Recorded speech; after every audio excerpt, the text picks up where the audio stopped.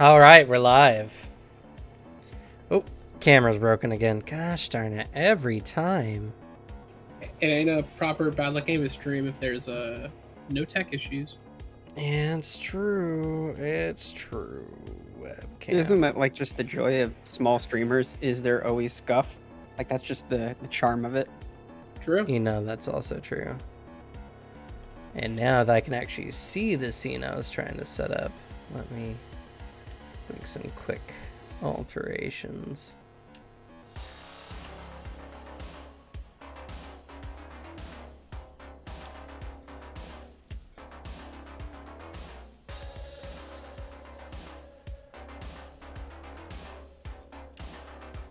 Let's see, we don't need to see anything I'm chatting about. That should be just about perfect. All right, cool. And hi, Jess. Hey, Jess. All right. Welcome to the Starfinder one-shot. We've had a couple of last-minute call-outs due to family emergency and otherwise. So today we're just gonna be playing with just Alex, Dagon, and Epsilon here. Which I know you gave your name out last time, and I have already completely forgotten. I should have wrote it down somewhere.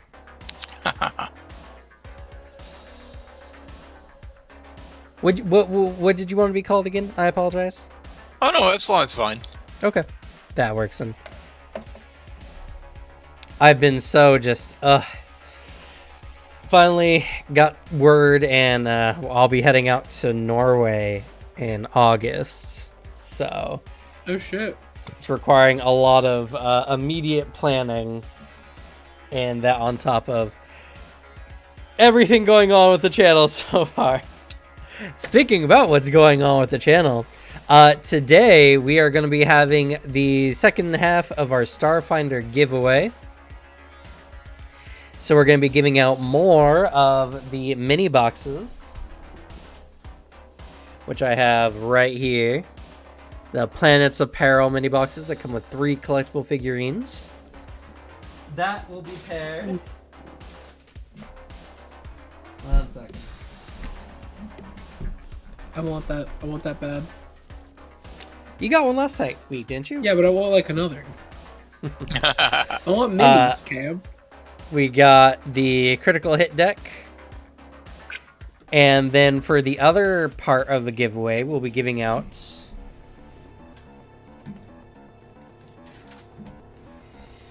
the Starfinder Armory book. Which, by the way, I finally flipped through this book for the first time. And this has a lot of really cool art in it. A lot of like the doodads and gizmos. They have like all the weapons in one section. The art is really good. So this one's actually really cool.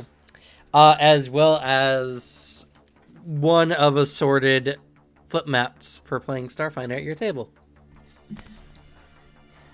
And we are only doing this, unfortunately, for the US, just because it's our first giveaway, so we're trying some stuff out, and it's the one that we can most easily navigate in case anything goes wrong. And not only that, but because, of financial reasons, at least for this giveaway, we will keep it within the US just so that it's not super expensive. So in the future, we will definitely be expanding out more and making sure that everything goes right. And so far, I'm sorry, Jess. I'm so sorry. Soon, when I have everything figured out. And I've heard it back from almost everyone who won last week, and they got their stuff like almost right away. So Cannot relate. Yeah, well, someone didn't give me their info on the day they were supposed to. Yeah, well, someone messaged me when I was asleep, so. Well, because you didn't give it to me the day before. I don't see this as my issue, you know? This is not my fault. I'm blameless here. The football is squarely placed in front of your door with a note saying pick up the football, and you're like, no. Close the door. Close the door. I promise, Jess. We'll get some more for sure, and we'll be able to do more. It wasn't super bad. I think with everything that we have to give out, like for 5 sets of giveaways, it's like $60, something like that, $60-$70 for everyone's stuff, like pretty much. So that's not too bad. It's still a lot when your channel has 0 income, but you know, that's going to be changing soon because we are pretty... Oh, webcam, no. Don't get fuzzy. I didn't turn on my webcam modder.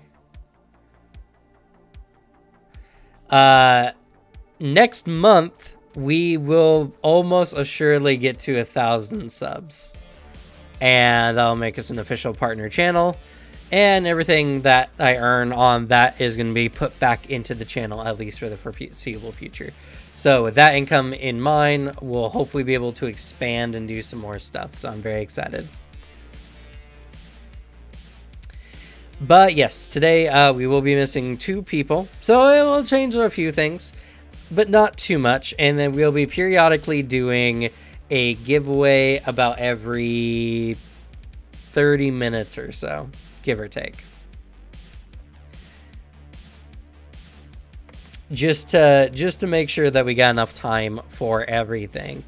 And speaking of, let's go ahead and before I even get started with my players here, let's do an early bird special for the giveaways. So let me pull up that menu here real quick. And this first one is going to be... Oh, you know what? Let me make another custom giveaway. This is going to be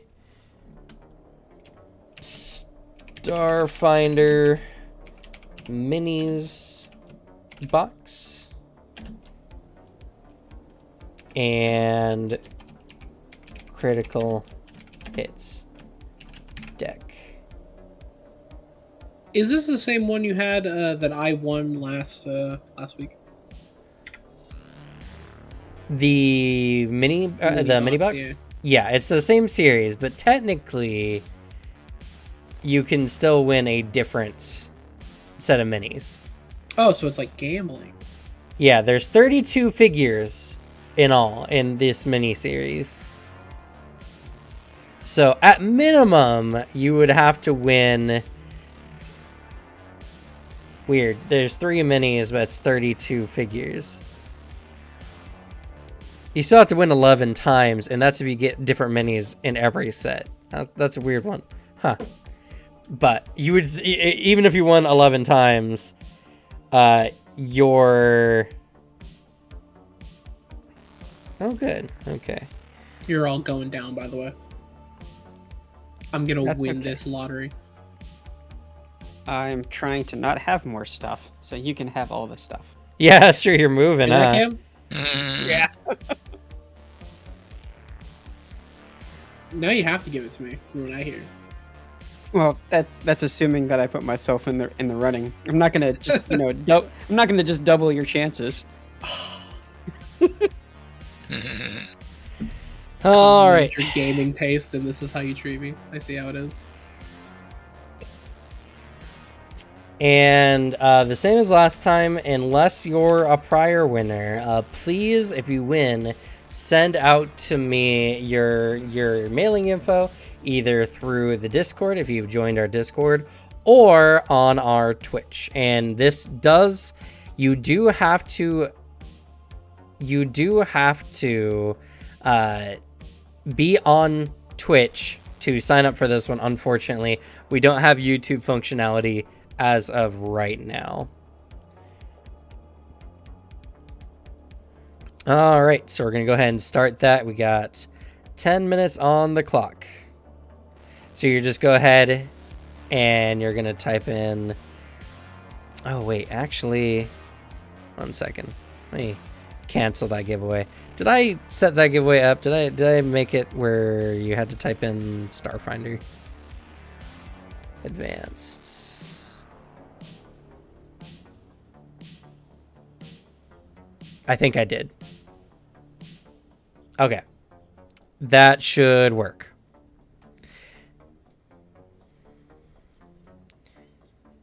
Yep, you just type in exclamation Starfinder into the raffle. And you will get a ticket.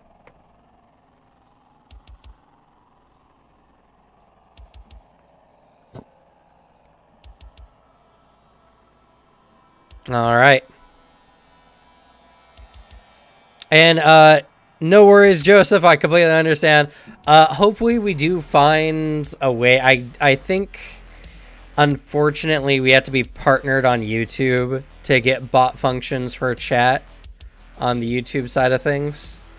Or I need to sign up with like a whole nother bot in general. It's just, you know, one of the things that we will go over. We won't be doing giveaways every month. We, one, that's expensive, and two, it's just a lot of hassle. But, you know, hopefully... Oh, no, Jess. Jess.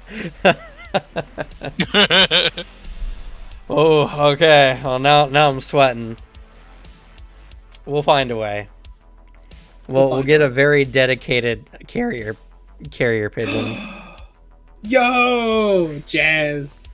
Ah, This is why we're friends, collusion. Jazz. I see. Virtual fist bump right here, Jazz. Yeah, no worries. We'll be having other giveaways as we go on. So we're going to go ahead and get started. Once that one finishes out in less than 10 minutes, we'll pull for a winner. But in the meantime, let's go ahead and get started. So I said last week, but let me go ahead and refresh you all up on the story here.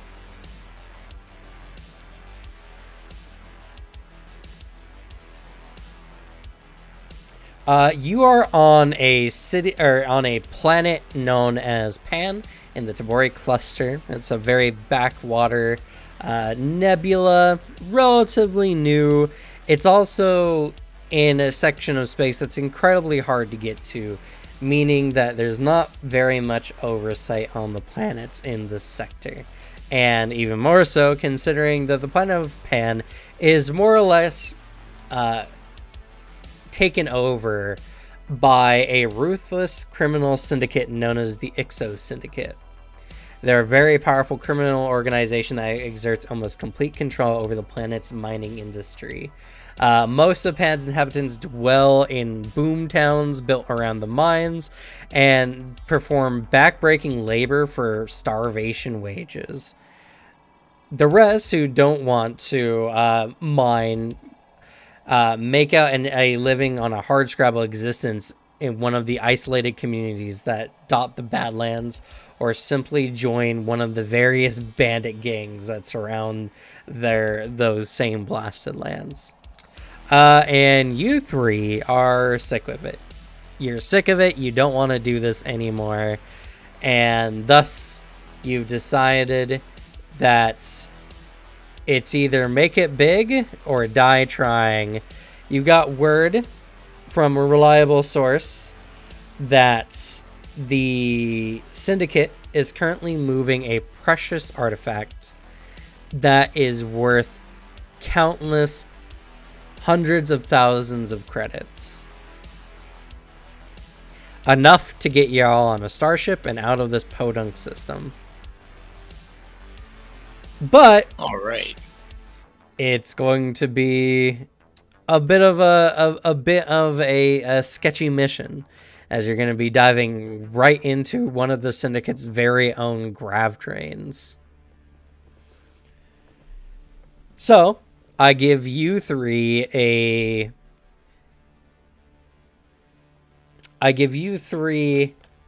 a choice. you three can go in action, or you can go in like spy. You can go in on a helicopter from the roof as they show you in the picture, or you all can get disguises, dress up, and sneak onto the train by impersonating various personnel. Which would you all prefer? Ooh. Helicopter kind of hype though, honestly. Mhm. I don't know what y'all think. I was thinking of the idea, if you can't beat him, join him. So join him so you can beat him.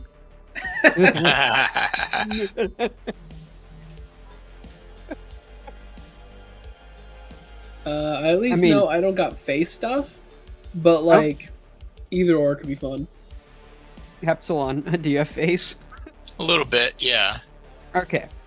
See, there's someone that can lie their way in, for sure. I mean, I don't know if I can lie my way in carrying a laser rifle.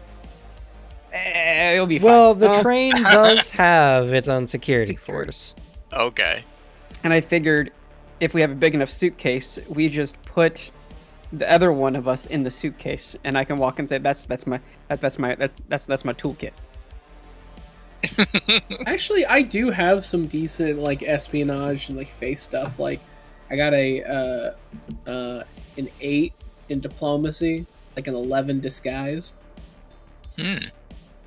Yeah, I'm fine. I'm not so fine being thrown out of a helicopter, but I would live with it. Sounds like you all want to go spy. Spy would probably be slightly easier to get in, to be honest. Yeah. True. But helicopter does sound like lots of fun. Go full like Ocean's 11 on it. Hmm. Build a fake train. So they go through a tunnel. It's like, wait a second, this isn't the real train. I mean, Yeah. well, with the space tech, some kind of quantum transposition device, it might be possible. But all right, in any regard, it really doesn't matter on any skill checks or anything you'll have to make, as it's expected that you will at least get on the train. But this is how we're going to introduce our characters. So you're all going to describe to me what your character looks like, why they're doing this crazy mission, and how you got onto the train, and how you end up in the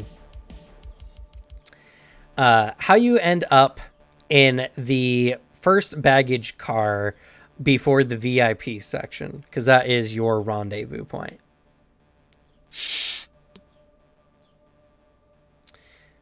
And while you're all thinking of that, we're probably going to have a winner for our giveaway soon. So think about what kind of cool scene you want to set up, how you want to describe your characters, and we're just going to hop into it.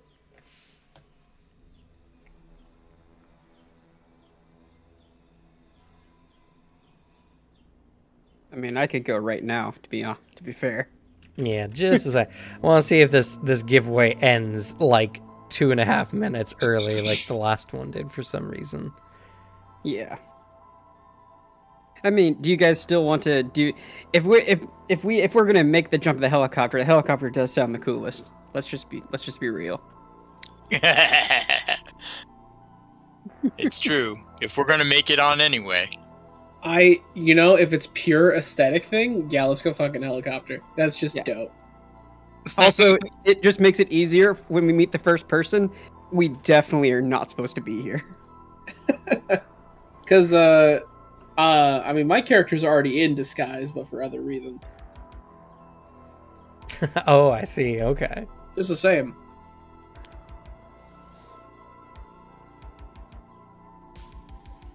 All right. Well, it looks like the giveaway is going to go its normal length of time. So we do have time to allow y'all to go in. So go ahead. Who wants to start? Okay. So the helicopter is going over the Grav-Train as it's taking on a stretch, going between this giant valley or gully or wherever happens to be set up. The first line gets dropped, and all of a sudden you see this guy in dark blue coveralls. Just has like a simple like vest on and belt, and he just kind of like plops straight on his back. And he just totally flubs the landing onto the Grav-Train. The only benefit that he has is he has enough little doodads and gadgets that he can quickly grab a makeshift screwdriver out of a rod of steel that he hammered one end flat and stuck the other end into a piece of wood to make sure he stayed on it. And then from also going down that line is his robotic friend Columbi, which is this pet cat. This is Sweeps. Sweeps with his robotic cat. Together they've been going through the mines, just doing little tinker doodads and that just to make people's lives slightly better in the mines, but it's never going to be the best. So he's hoping that he gets able to get out and he's able to touch bigger pieces of machinery, bigger pieces of equipment, and be able to use proper tools for the first time in his life since he's been on planet. Okay. Who would like to go next? All right, the next out of the helicopter is surprisingly small character as Henry Quickfoot, the halfling chemist, comes down carrying a laser rifle that's probably as big as he is. He touches down on the top of the train somewhat more nimbly than his comrade. And waves to him to get up. Sorry.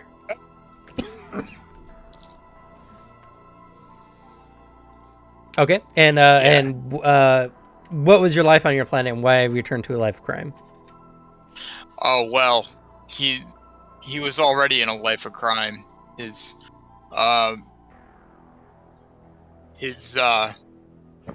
background is he's been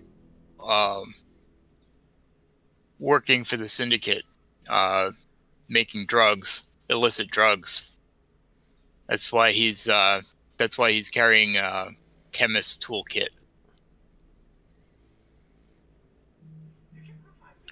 And he's just kind of sick of it and wants out.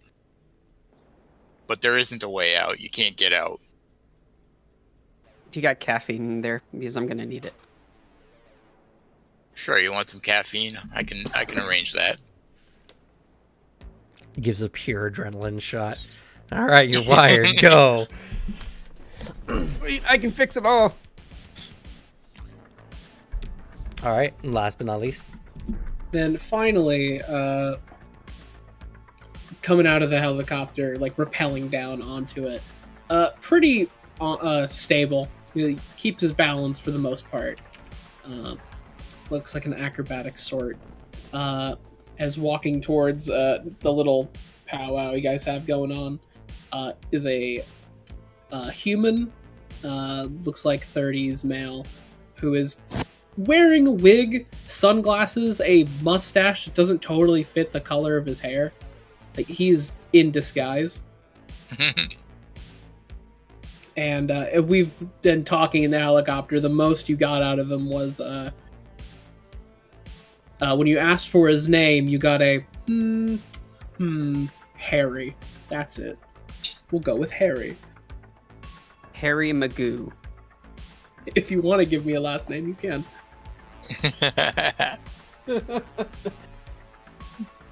But yeah, he comes right back down. He is immediately looking for their entrance point on the top of the train. All right. And at least for my life on the planet, also similar. He was also involved in the syndicate and kind of has been sent on a few jobs and didn't make enough money, didn't like the work he was doing, got some decent skills out of it, doesn't really like it, decides he wants to skip town and get out of here, so he doesn't have to, so he can leave that line of work. All right. Let's see here.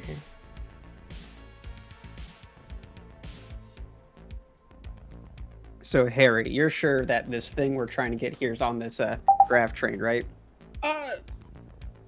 Sure enough. Yeah, I'll give it a solid 95. that's better than the 10% that I was hoping for. Most you can do sometimes. Oh yeah. Well, it better be on here.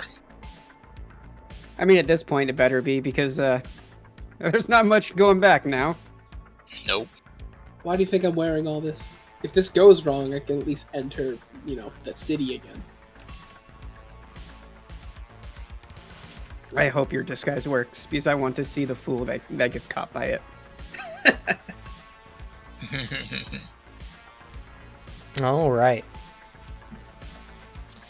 So the entercopter then begins veering off to the side. The pilot has done their job. It took every last credit you had to hire a pilot crazy enough to get close to a speeding train cutting through the desert like this.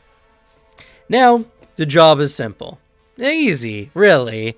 All you have to do is rappel onto the roof of a speeding train. Done. Easy. Yup. Infiltrate a train filled with gangsters. Even easier. Find the passcode in the VIP section that opens the door to the cargo car and locate the prize. Well, this doesn't sound terrible. We Just got this. horrific. No. Then you have to get off the train somehow with the artifact.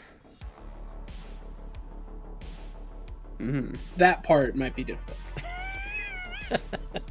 Are you The sure? helicopter left, huh? Oh well. I'll give it that one. That one might be a little tricky. I would say that a high-speed moving Grav-Train jumping out of it, it's not good for your health. Yeah, I'd say so. Well, as you stand on top of this train, you look out over the desert. The wind is cutting your face with bits of grit and sand. It's hard to see with the wind blowing at an intense speed. The train is moving through it like a serpent of glass and steel.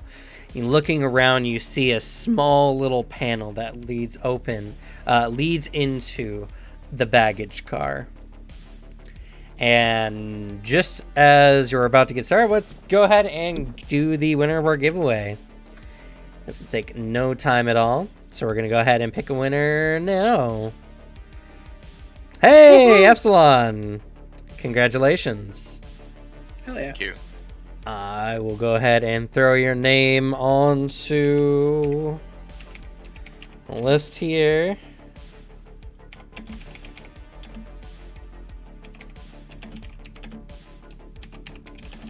All right, we'll be doing the next one in about 15 minutes or so. Nice. All right, so what are y'all doing?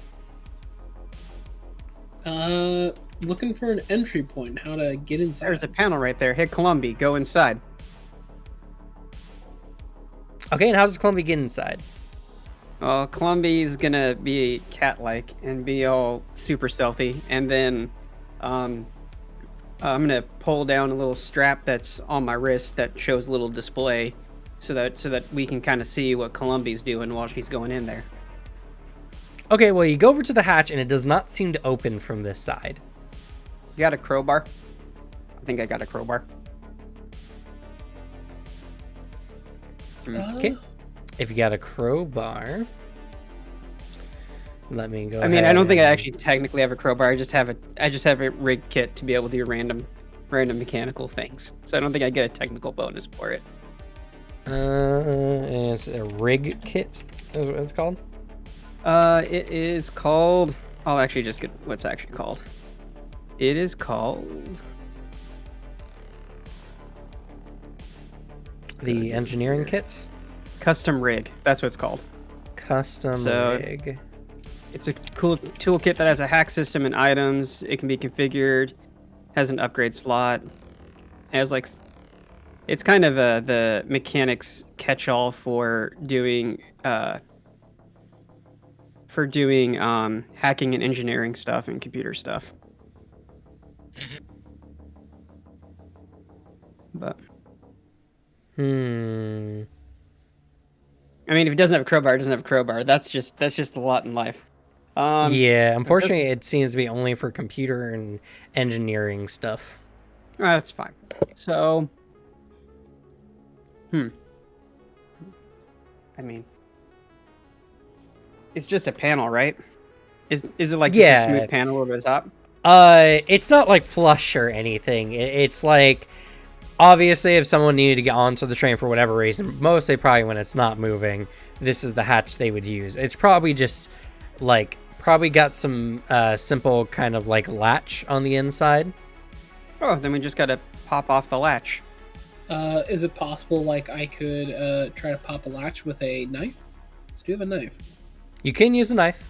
A knife would be thin enough to do so. Yeah, then I'll try to help in that way. Just like trying to stick a knife through and just unlatch it. Okay. Let me go ahead and pull up my dummy sheet here because I don't remember all the skills in all the games I play because I just played way too many games. Thanks, all Terry. right. I forgot to bring my breaker bar. And, it happens. Sometimes you forget a few things. I think I have to sell it.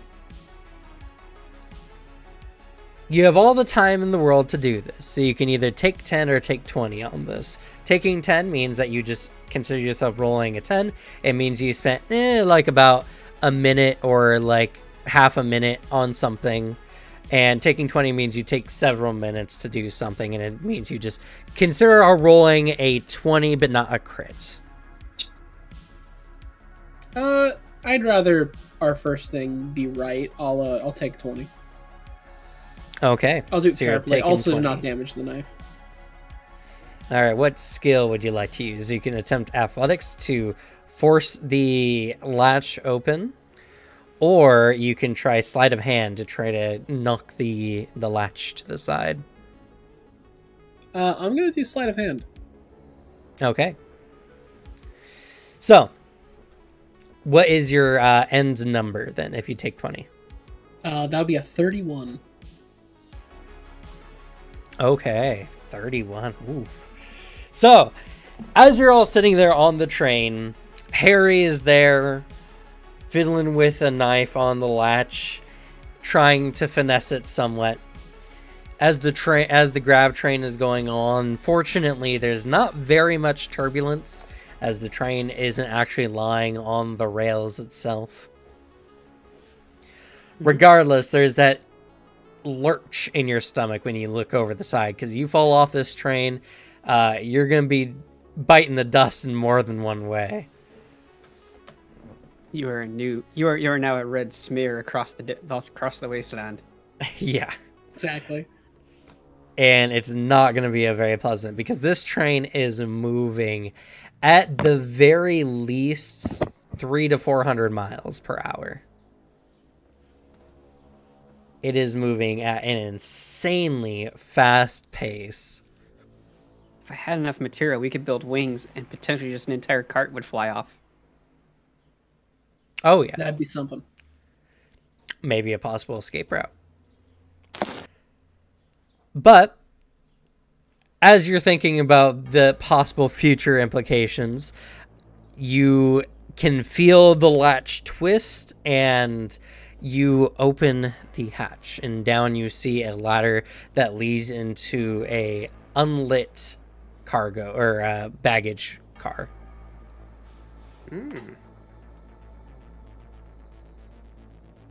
Does anybody? Do we all need light? Because I would need a light to see down in there.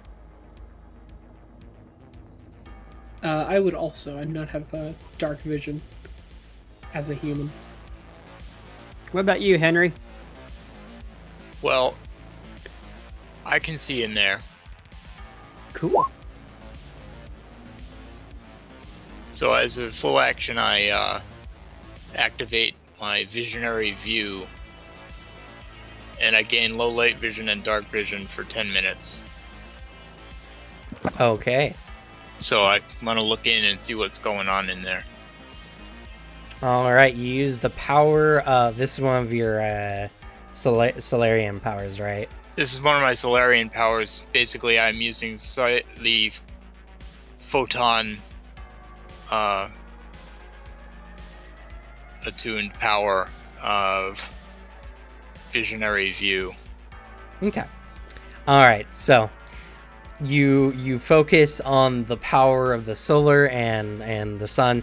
A small sun opens up in the back of your eyes, and you gain vision into the cart. As you can see down below, at first glance down there doesn't seem to be much. Just a bunch of suitcases and other kinds of luggage that have been strapped to this iron insides of this car. All right, it's clear. Okay. I'm gonna hop down in there. Okay. You hop down in there. You take the ladder, I'm assuming, or do you just drop? Yeah. No, I'll take the ladder because it's probably farther than I want to drop. It's about like 10 feet, but Yeah. it probably wouldn't be too great regardless. You take the ladder down, and as you kind of look around, something pops out at you. Is in the corner, facing away from you at the moment towards the back door. You see a rather bored-looking guard sitting there, looking at a device, probably looking at the... Oh, goodness, what is the terminology they use for this? I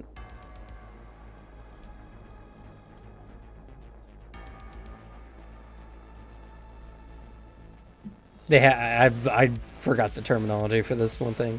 Browsing the infosphere is what it's called. He's looking at the internet on his personal comm device. He's on future Twitter. As you're kind of down there, you need to alert your allies so that they remain quiet. I need you to make a stealth check for me, please. Okay. Ooh, Thank Ooh. you. I rolled a 1. That's Beautiful. You did a great that's job. not a good one. So,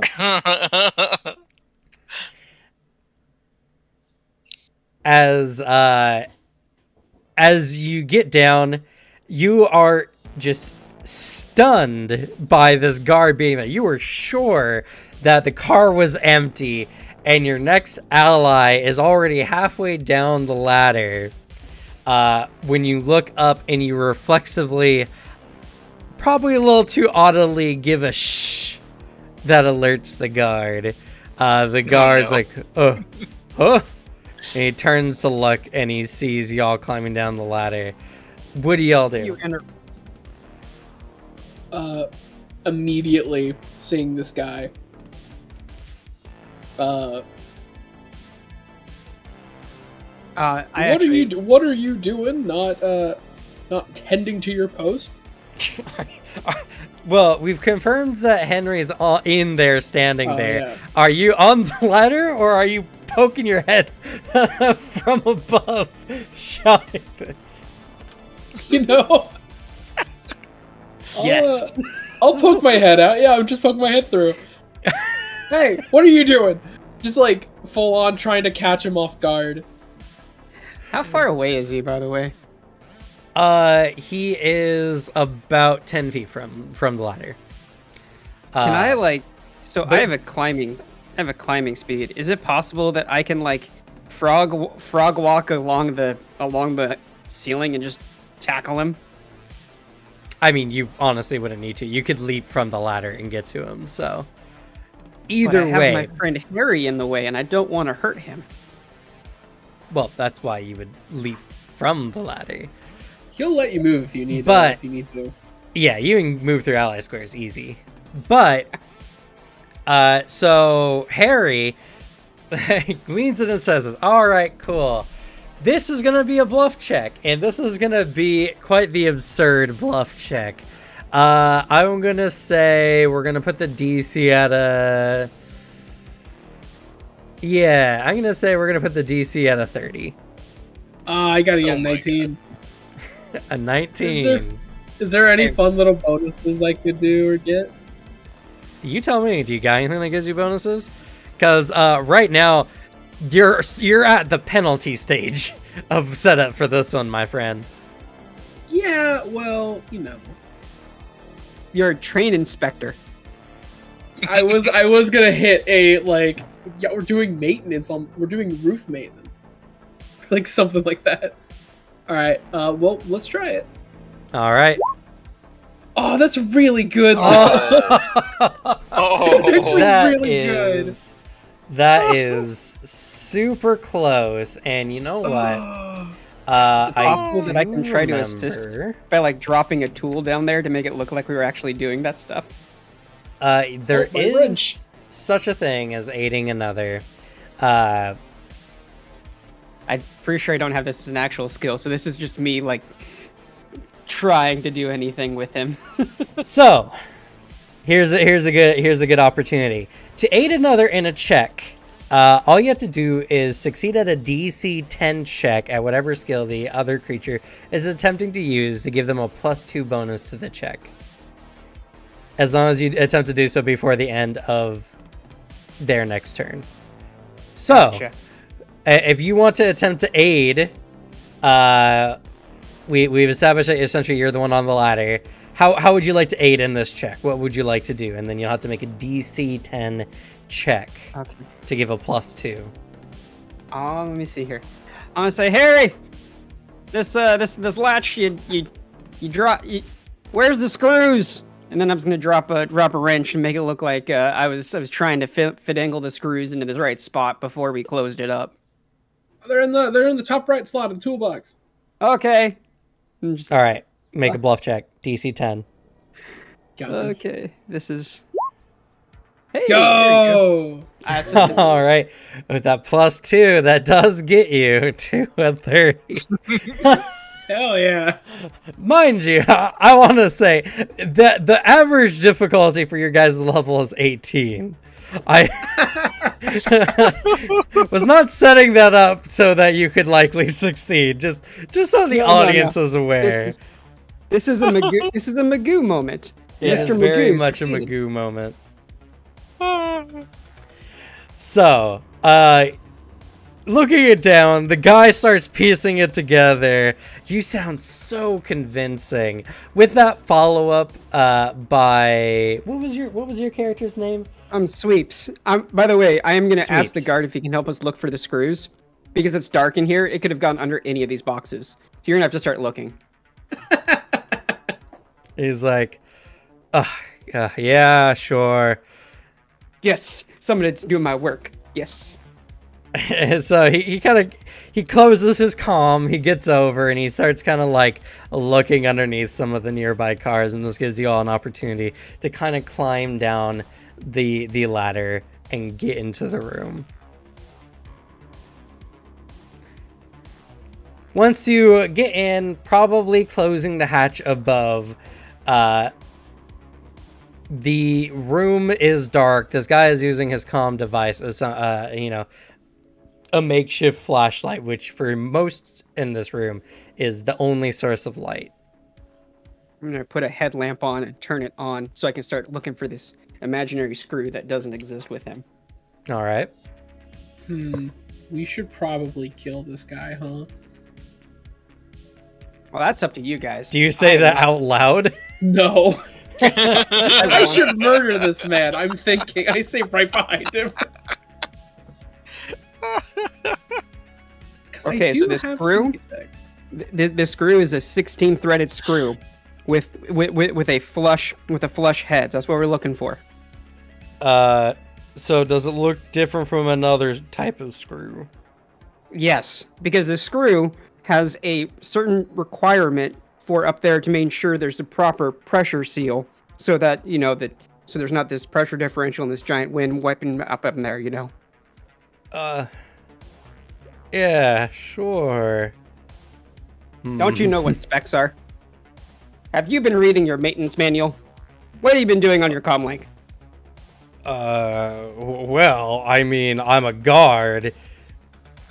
He starts, accusing him seems to start arousing a little of his ire.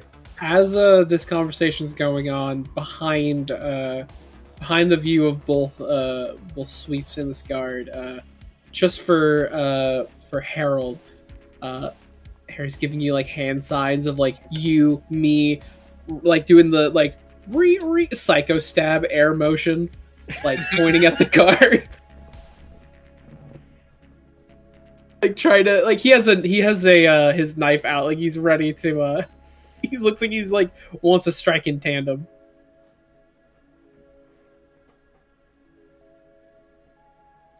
What do you do with this information, Henry? Oh, okay. Oh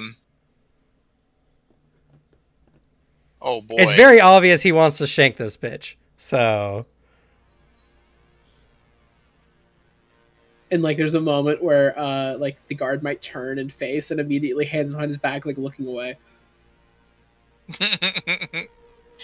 All right. Well, I mean, the first thing that I'm going to do is turn on the lights in here, because what the hell are we doing in the dark? That's a good point. Yeah. The Especially baggage if we're car, looking for a screw. The baggage car has no lights. It's it it's designed mostly to keep luggage, and that's it. You do see a faint light coming in from the next room on in the train. Okay. That's separated with a little like separating divider. Which does look like if combat were to break out, it wouldn't alert anyone on the other side. But yeah, it looks very dim. It also looks like, when they're moving luggage out, they probably would just do so, haphazardly and sort it later, kind of like they do in regular planes. So. Okay. So in that case, I'm just going to distract the guard. I'll like point over there. Is that it there? No, And try that's a to piece of lint. Thanks. Never mind. I failed to distract the guard. Oh no, we're all looking at that piece of lint now. We're verifying that lint is not a screw. It's definitely happening. Looking for the guard's input too. What do you think it is? He's like, well, I guess this guy knows. It's not one of them. He's grumbling now. He's a little bit agitated. He does, at the very least, seem distracted with the situation. All right, let's get him. All right. Take his ass. All right, cool. So, you all jump this guy. Yeah. And go ahead and just roll on initiatives. And we won't need tokens for this. I'm pretty sure y'all are just gonna. Of course, initiative. Of course. You know how the initiative works, right? You know I do. You know where the button is, right? Yeah. Yeah. There it is. I found it. Yeah, I knew the whole time. I mean, like the back of my hand, Does it exist on the NPC sheet? I don't know. I didn't see it on the NPC sheet. What sheet was I using? Wait, how'd you get a 21.03? I clicked on initiative. Oh, you have you tied? It's for that 03, I think, is the modifier, like what you're Oh. Your dexterity modifier. Yeah. Divided by 100. Weird. I see. Cool. Interesting. All right. So, Harry, you're first. I would like to do. I think it's a. Let me see. My trick attack. Okay, you'd like to use trick attack. Yes. Which trick or startle a foe and then attack when they drop their guard. As a full action, move to your speed, whether or not you moved. Make an attack melee weapon with the operative special property or with any small arm. So making your attack, attempt a bluff, intimidate, or stealth check. With the DC equal to 20 plus your target CR. And I will be doing 3d8 extra damage on top of it. Okay. Which just seeing about this, would you say there's any bonuses I get for them just being fully distracted? Yeah. I would say you don't need to make a bluff, intimidate, or stealth check. Okay. They're already distracted. Then, So you'll just go ahead and make an attack roll, and if you succeed, you'll roll the additional damage. okay. And you said we don't totally need to worry about making noise, right? Yeah, no. It seems that the cars that the kind of spaces between the cars and the thick glass between them will pretty much hide most sound. Cool. Then I'll just pull out my needle pistol and just like pop. Okay. And would I do a full attack? Is that what I'm doing? A full attack action, or a full action, just means that you don't make anything else this round. You're just making the one attack. Oh, okay.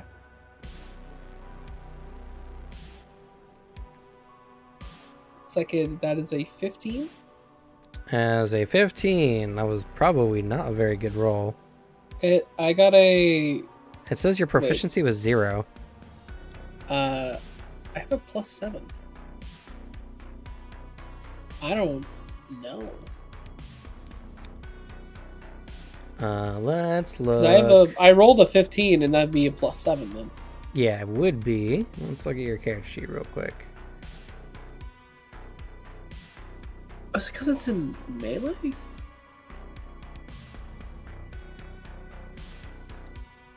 Yeah, why is your needler pistol in melee? Listen, sometimes things just happen, you know? Let's see here.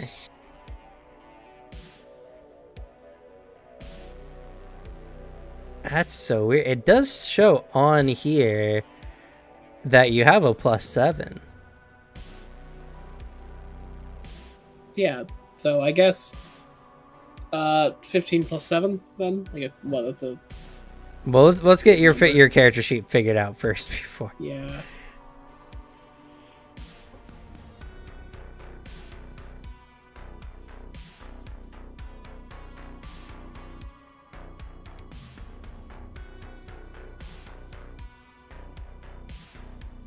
Let's see.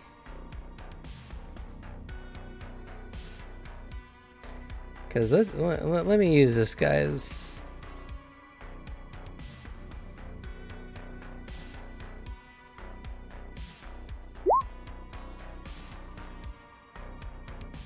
Oh, okay, that's a good thing to know, Dead Phoenix.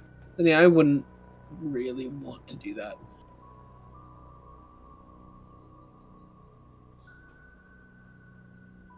Yeah, this one had the bonus on it. It's because you don't have your base attack bonus on your character sheet. Huh.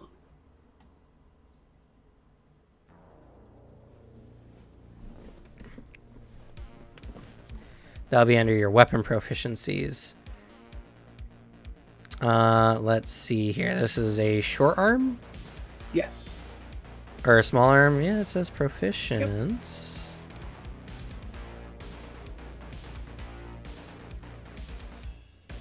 Where is...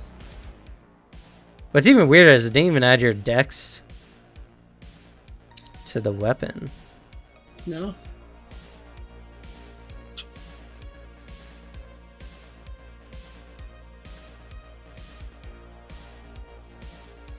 I wish these sheets were not garbage.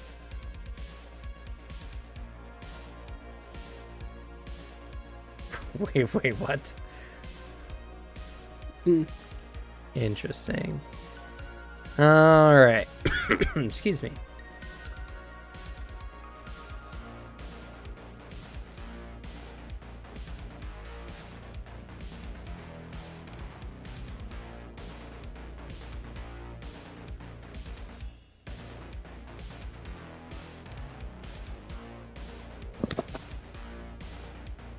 Oops.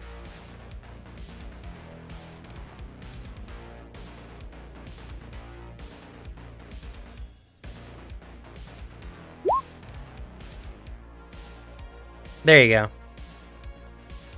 Now it's working. Yep. All right. So it's 15 plus 7, 22. Honestly, not even that far off from what we just got there. All right. That is going to be enough to hit. All right. And, oh, God, the entire stream just disappeared. And then that'll be, at least for the damage on my pistol, it looks like I rolled a 4. All right. And So- for trick attack, Yep. Yeah, it's going to be a 3d8. and 10 extra damage. So 14.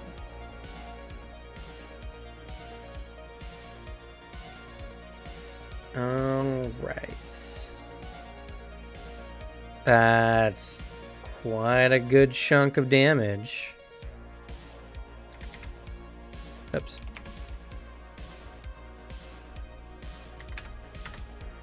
All right.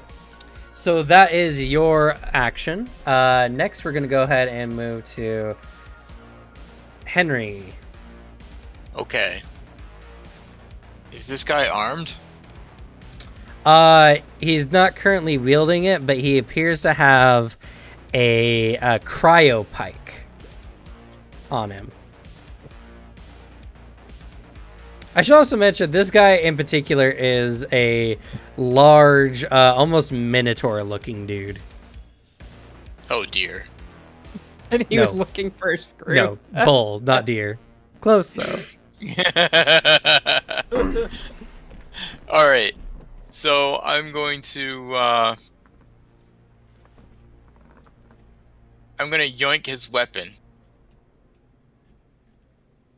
I'm entering at the start of my turn. I'm entering graviton mode. Okay. All right, hang on. I've got to adjust my abilities here. This is turned off. Graviton attunement is turned on. And I'm going to do a gravity surge to attempt to disarm him. Here's the image. Oh my god. And I was making this guy annoyed? I am brave.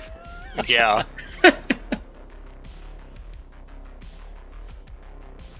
Foolhardy, some might say. All right, is it particularly easy to disarm him when he's not holding his weapon? Technically, you cannot disarm someone who's not wielding a weapon. You can attempt to steal the weapon from him, like from his holster. That will be, I will say, a sleight of hand versus his. CMD. Oh, do they have it in? Well, that's why I'm thinking. But is that in Starfinder? Yes, it is. Oh, it is. Okay. Then against his CMD. All right. Which it CMD is kind of like a DC number. It usually takes into account like what their strength attribute is plus their attack modifier and then plus 10. Yeah, it's what Dead Phoenix said is KAC plus 8 plus their. Oh, Yeah. okay, that's how they do it in this one. Ah, I see, it is different. Yeah, KAC plus 8. I see. Which All that's right. your kinetic AC. Let's see if I can avoid rolling a 1 this time. You got this. Well, Nice. that was mediocre. I don't think it's Not enough. bad. It's not gonna be enough. After getting shot, he goes instantly into battle mode. Hopping up, he sees you reaching for his pike, and he moves out of the way. And is that? Let's see. We'll call that a standard action. So you still have a Okay. swift action and a move action, unless activating your aura is a swift action. No, that. I don't believe that takes an action. I think that just happens at initiative. It just happens at the beginning of my turn. Yeah. Okay. And I will. I guess I'll move out of melee range. Okay. You move out of melee range. He is going to attempt to gore you with his horn as an attack of opportunity. Unless you want to step. Yeah, I guess Or- I'll step back. Yeah, guarded step is what it's called in this one. Okay, so you guarded step away. Since some of you might not be familiar, but at least in Starfinder Pathfinder 1, this is more or less like everyone has attack of opportunity. So you have to be really careful when you step out of enemy range. Okay, but you would take a guard step, you move back, and you still have a swift action if you'd like to use one. I don't think I have any swift action to take, so. Okay, let me Unless real there's- quick. Unless there's some for- standard swift action that you can take that I don't know about. There are a few standard ones here. Let me pull up the table real quick, and I'll just put that in the Discord.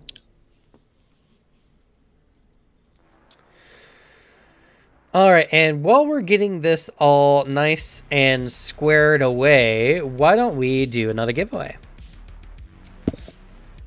So I'm going to go ahead and we're going to do a giveaway. This time the giveaway is going to be for the book and the playmats. So it's there. You do need to be on Twitch to participate, but it's available to everyone. All you need to do is type in !Starfinder for a chance at one of the Armory books plus a playmat. And I guess this playmat in particular is going to be the hospital playmat.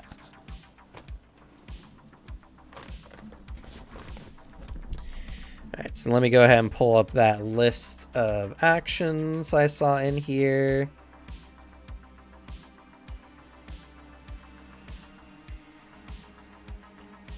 In every book they do, always just a different order of where everything is in the book.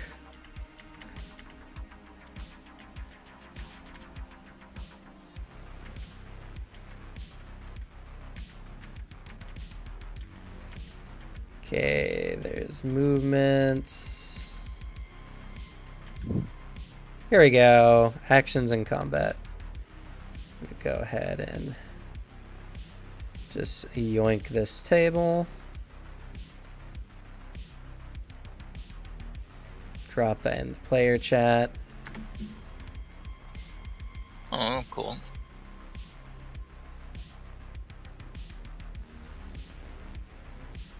Okay. Got it. I think I just end my turn then. Okay. Alrighty. It's the guard's turn, as unfortunately Sweeps was getting a little too caught up in the role of being an inspector and was a little slow to the draw here. Just a little. So the somewhat dismayed guard who just got shot is like, "Oh, you guys are inspectors at all," and is going to, as a part of his move action, pull out his cryosphere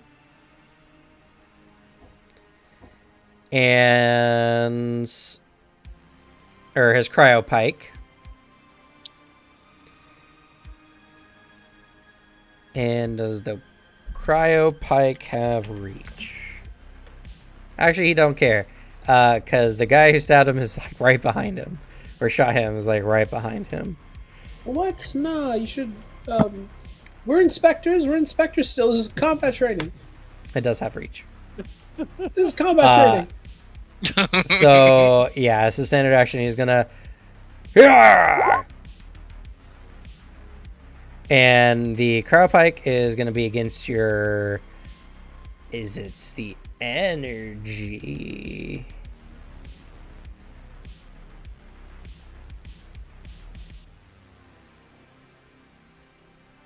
I think it's against your energy AC, which is your EAC. Let me double check real quick. Yeah, and I'll double check something too, because I hope my AC Uh, right.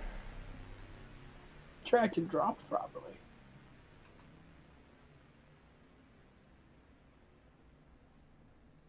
okay, so I guess that's against laser weapons and the like. This, I think, lies more on the kinetic side of things.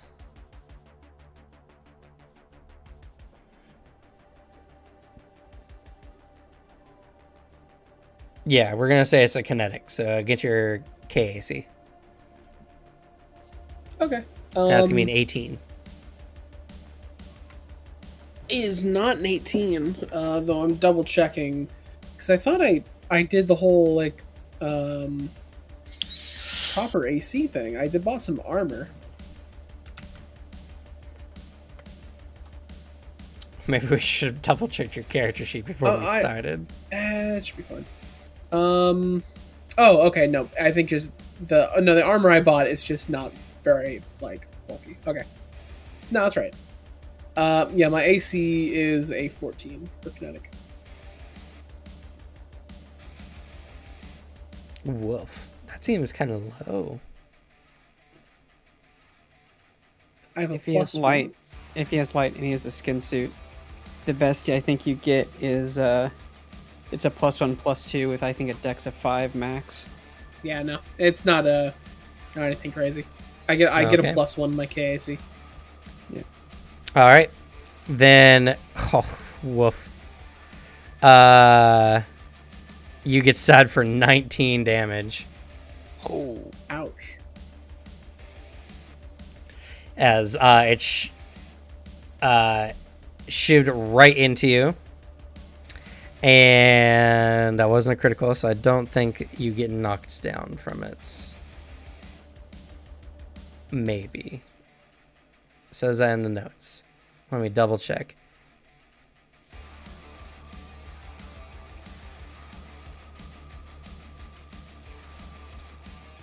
Let's see. Or is that one of his abilities?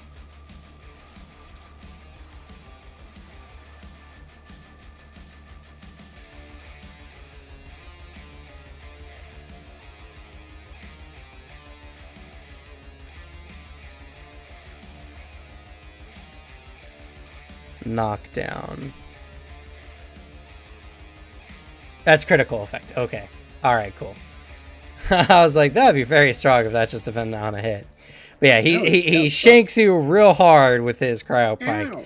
And you are not feeling good. No. With that, he is...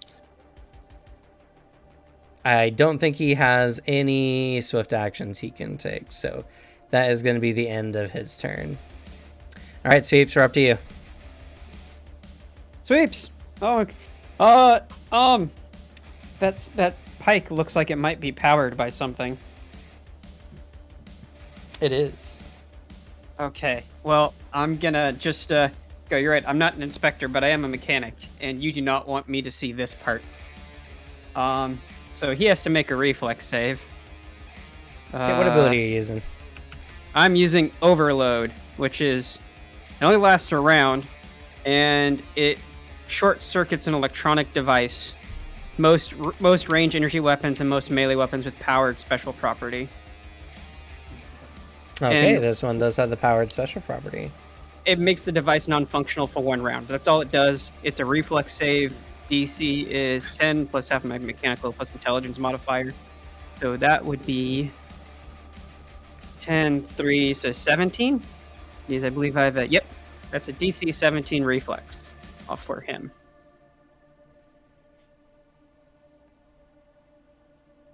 I'm not going to roll. You Alright. can roll. I'm terrified of rolling. Second here.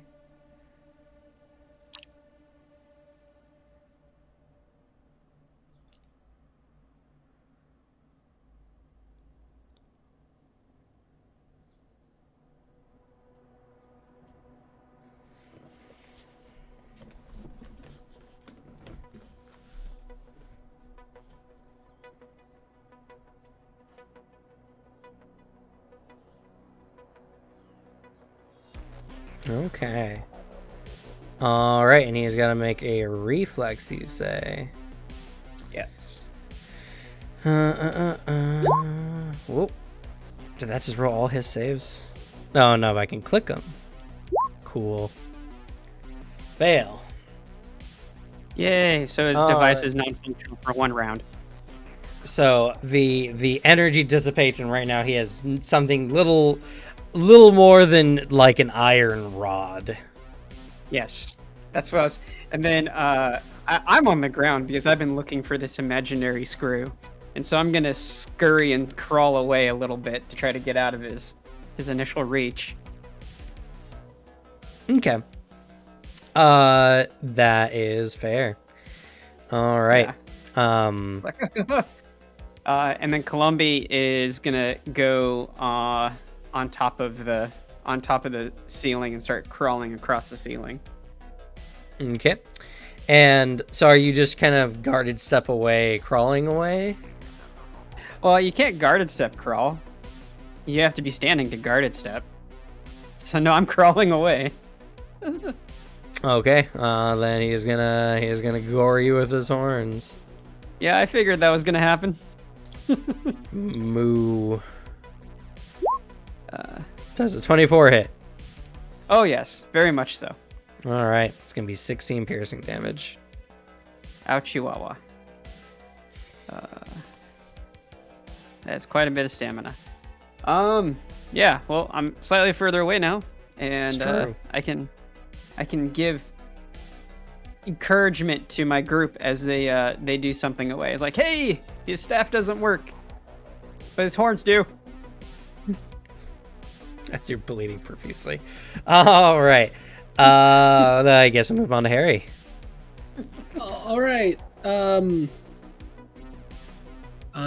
I will try to trick attack again and use my movement to move away as the trick attack action and shoot with my pistol again.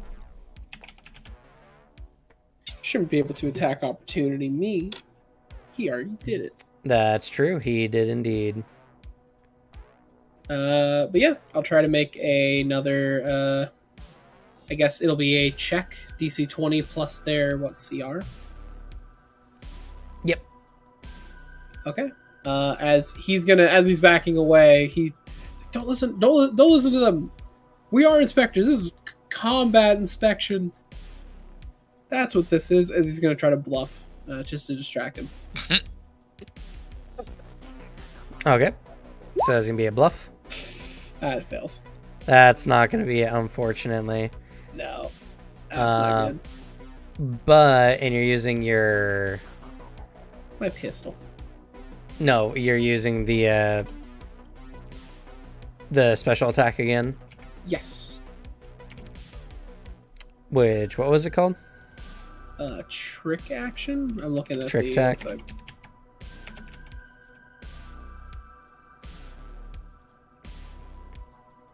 I had the thing open. Yep, trick attack. Here you go. Yeah, you can then. You still make your attack. It's just you don't get the benefit of your.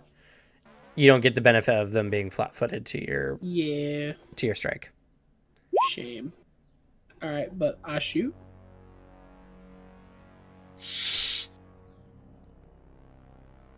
Oh. That was another didn't go with the modifier. What? I saw it fixed on your character sheet. Did you use the melee one again? You did. Regardless, 9. Well, regardless, that's also not gonna work. Yeah, 16 ain't gonna cut it. So, you try to fake him out, and you fire your needler pistol, and it hits some of the baggage. He's like, "Hey, don't do that!" He gets flustered. Yeah, you don't do that either. Looks confident, proud of his retort. All right, cool. Henry.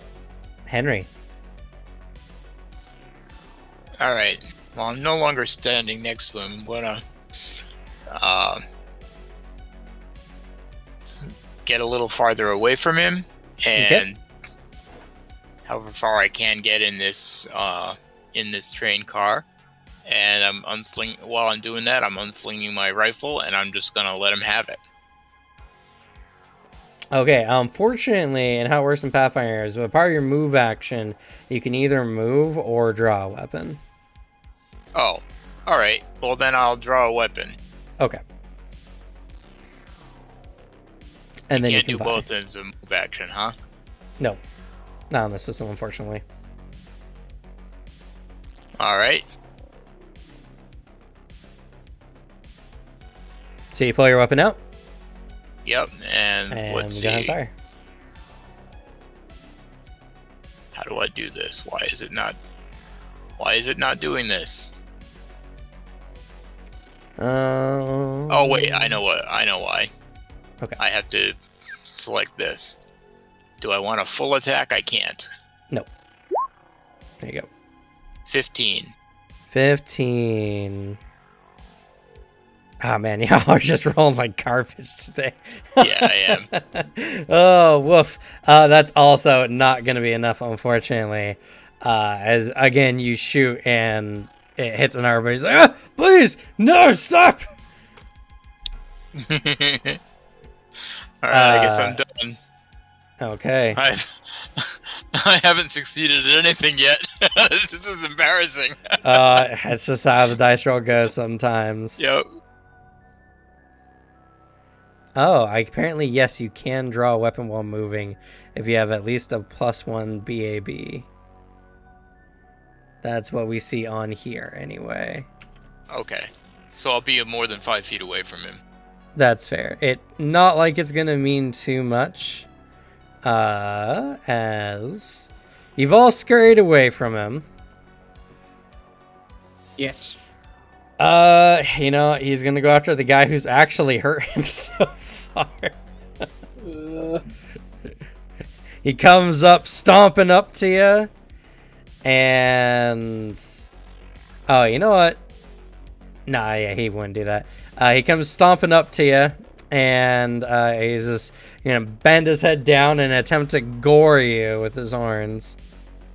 At least it's not with the staff. It's true. Yeah, I'll take that.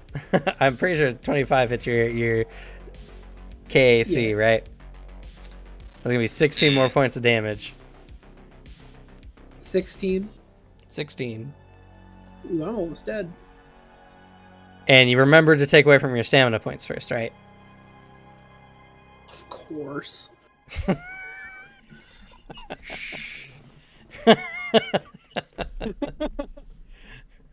He comes up, gores you against the side of the car, nearly lifting you up off your feet. It hurts a lot. And you just gotta think the rest of this place is full of people like this dude. You're finally dropped to the ground, and you're not in the best of conditions. All right, Sweeps. Yeah. I kind of need these people. Yes, you do. Yeah, so well, how am I gonna help them out? So I guess And just as your turn starts, there's a bit of a as his staff kicks back on. yeah. I'm like, okay. Well, I could try to hug him so people can shoot him better potentially. Because I don't know what technically makes you flat-footed. I'm guessing being prone does, but Being prone, fainting an opponent does. that's usually just for you. Flanking if it's melee. Yeah. Ooh, there's a thing like called harrying fire. I wonder what that does. Oh right, there were a bunch of rules on there's, like, some gun harrying fire. actions. All right, harrying fire. Let's pull this up real quick. As a standard action, you can make a range attack against the foe. You have a DC 15, and if you hit it, you don't deal any damage, but the next ally to attack the foe gets a +2 circumstance bonus to their next attack roll. I'm gonna do that. I don't do lots of damage, but somebody else does. So I'm going to try to help out the group and do that. Okay. So I'm gonna spend my move action to stand up, and then I'll use my standard action to pull out a gun and go pew pew. I'm hoping this pew pew works. Looks like I gotta go to the other sheet. Okay. Press this and see if that does anything. Did it do anything? No, it did not. Oh, here we go.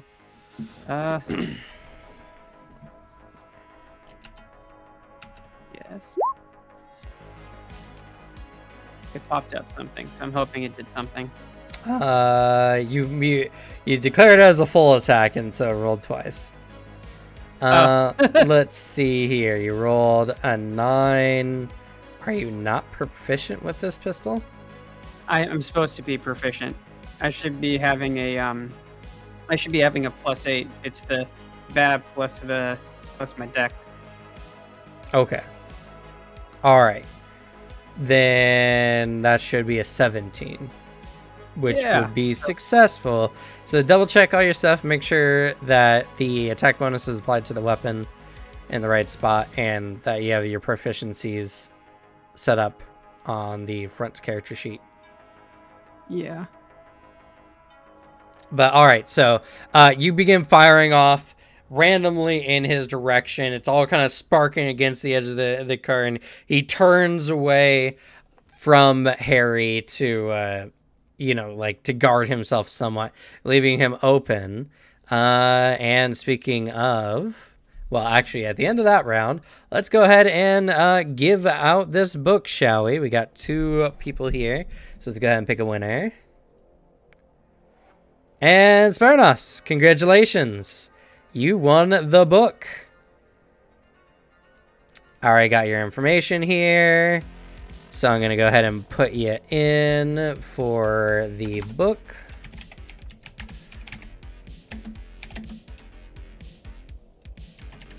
Armory book and hospital flip map. All right. Oop, not flip map. All right. In about another, we'll say 10, 15 minutes, we will be doing another drawaway for another mini box. All right. So, back at the top, Harry. This guy's being distracted. Hopefully giving you an opportunity. I'll try to do it again. Okay. I'm gonna try to shoot. I only get trick attack if I make like one of those charisma check things? You do have to make one of those checks to get your trick attack off for it, yeah. I'm fine with that. I'll go stealth this time. As as I'm trying to keep that opening. That's nice. That's 28. That is going to hit. Let's see. That's my stealth check, but at least. Oh, I'm sorry. Then he will be flat-footed. Because that will succeed. Okay, then I will shoot.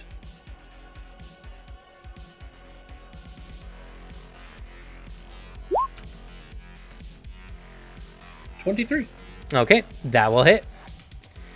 That's going to be a very solid hit as he's looking. So go ahead and roll your trick attack damage.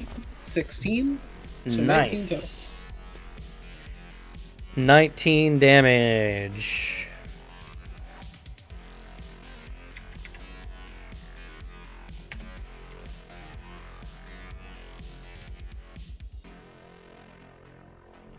All right.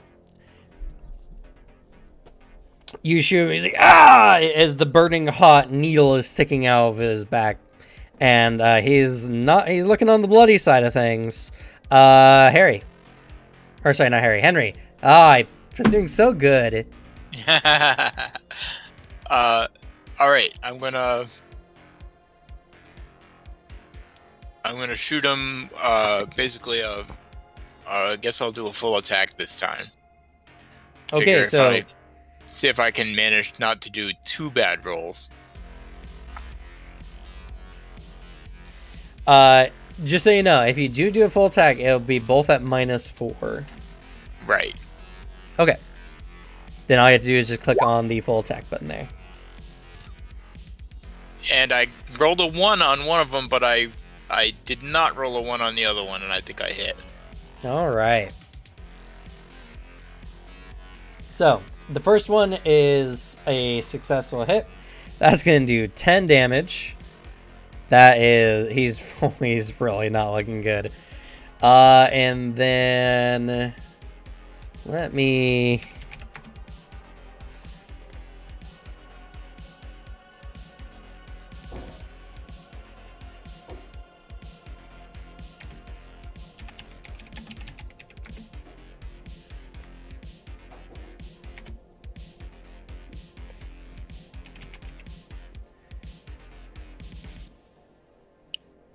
Here we go.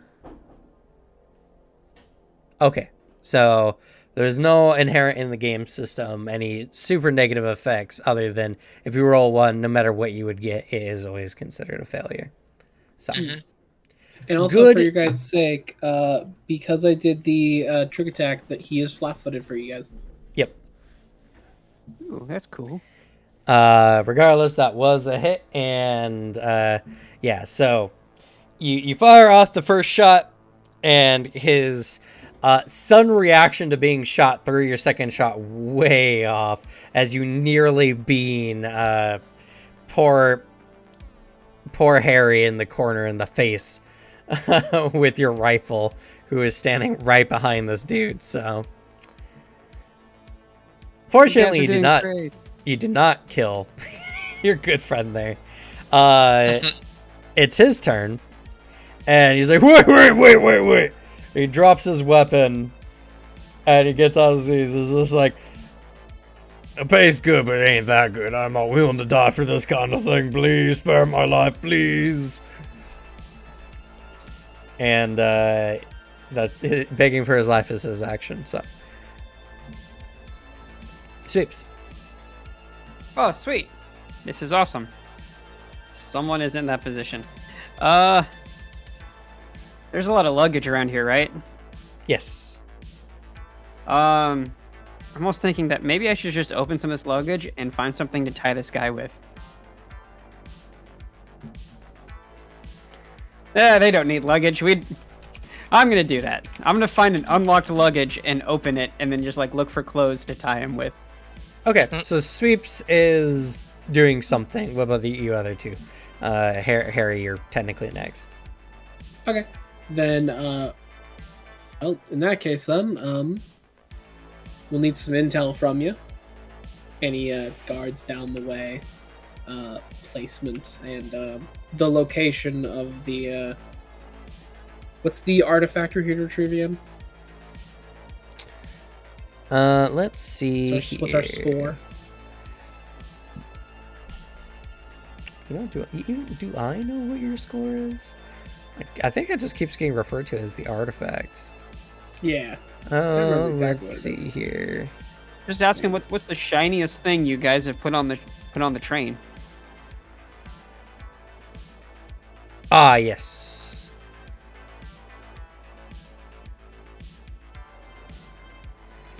Okay. When you ask him, he's like, "Oh no, they seem to be keeping it some kind of secret. They made a big fuss about it. I've just been hired as a guard. I've been working for the syndicate for a long time now, but I mostly just rough up, coal mining folk or anything. Like, was just. I mean, they put me in the baggage car. I guard underwear. Come on, man." Yeah. Fair. How about this? I don't know. Is there anything this guy could do to help us? I mean, he could be a distraction. Actually, I have a good idea. Why don't you grab his comm link and say, hey, does your comm pad connect with all the other comm pads? Oh, good idea. So which color do you prefer to put in your mouth, blue or green? Oh, clean, please. I mean, I'm hoping they put clean clothing in here. That'd be weird to wear dirty ones. I mean, can't you guys just like, give me a good one on the kisser, knock me out lethal or non-lethally, make it look real. I mean, you do know being unconscious in any set makes you very vulnerable to brain damage, right? I mean, I'm also thinking that the mob would be more likely to get... This is actually a good point. Are you more likely to live if you hitch a ride with us, or if you hitch a ride with the people you just failed? Oh no, what are you guys doing? Or leaving this planet? Do you want to leave with us? On this train? I said planet. I did not say train. There's an item on the train we will retrieve and get ourselves a starship and get out of here. Oh, you're stealing from the syndicate? Please knock me out. Please knock me out. I guess he wants to take his chance with the syndicate. And take his chances with brain damage. Sure. I'll just clobber him with his own staff. Just a All right. bonk. He doesn't resist. You give him a solid bonk. He goes unconscious. It does leave what he has, up for grabs. He has a Mark 1 Serum of Healing. And he has a pair of mag boots. I'm gonna take that serum real quick. Like, just pop it right now. I'm very wounded. Okay. The Serum of Healing is gonna be a D8 HP. HP, not stamina. There's a difference. Okay. Yeah. Also, when speaking of, well, let's see, stamina. How fast does stamina recover?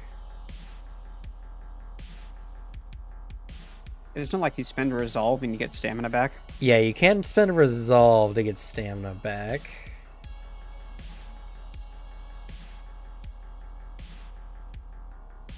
Okay, yeah.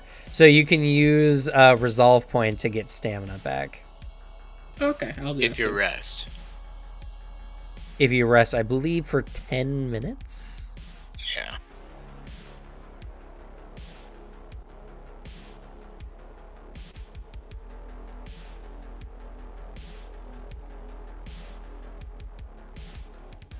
Then do we have the time to actually rest? Yeah. The train still has a long way to go before it reaches its destination. So, Alright, then I'll get my stamina point back. Or okay. stamina points. So you'll recover your stamina, you'll take the serum and recover a D8. Yep. A little better.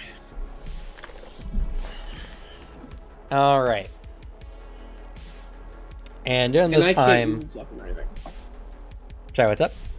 If one of you wants to take his weapon, feel free. I'm not proficient with it. I don't think I am either. Yeah, on him, No. you find a tactical cryopike, you find a frostbite class 0 rifle, and you find a frag grenade Mark II. I can use grenades. I can use rifles. I can't use any of that. I can actually use all of them in some form or another to create an explosion. So Hell yeah. if it has a power source, I can turn it into a bomb. Love that. Other than that, let's see here.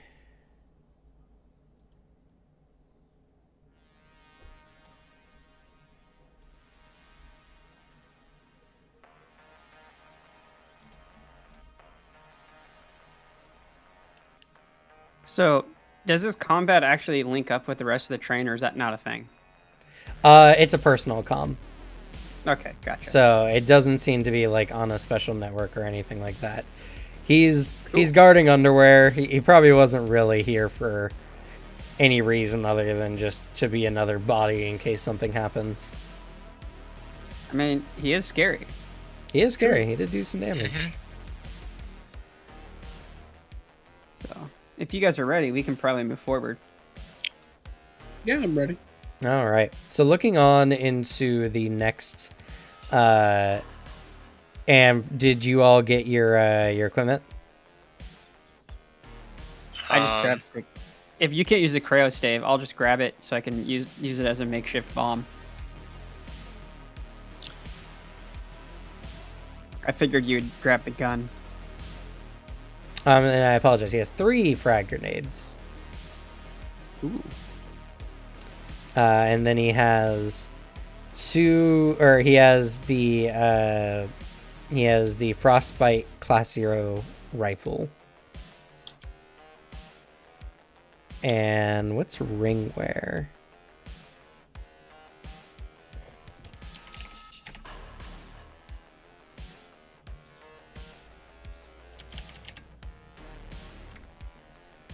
Because he has a La Shunta ringwear too. It's heavy armor. Gotcha. Oh, they can stay here. Oh, no.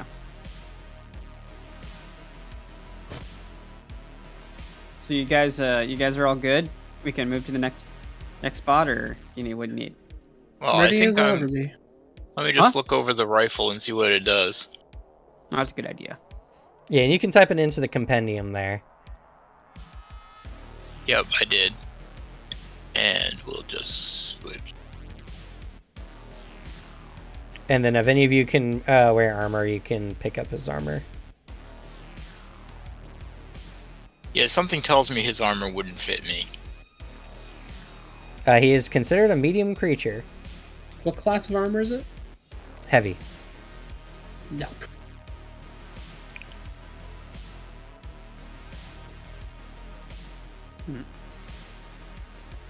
The cryopike is a big item. Yeah, apparently the ringwear 2 is a huge upgrade if anyone can wear heavy armor.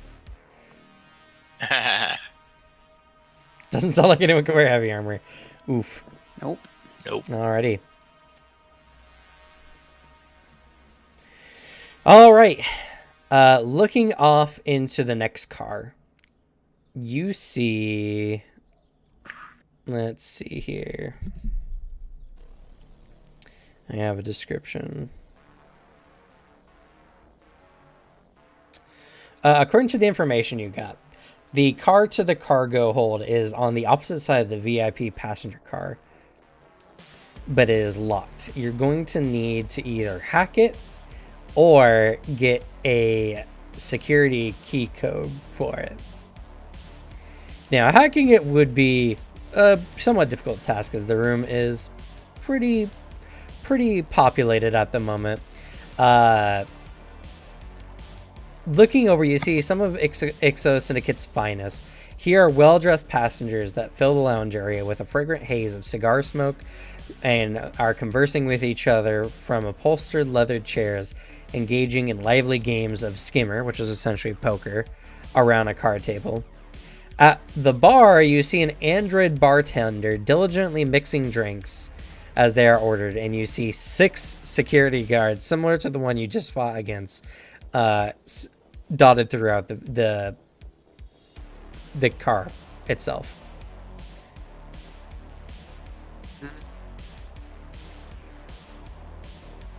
You also see a lone male,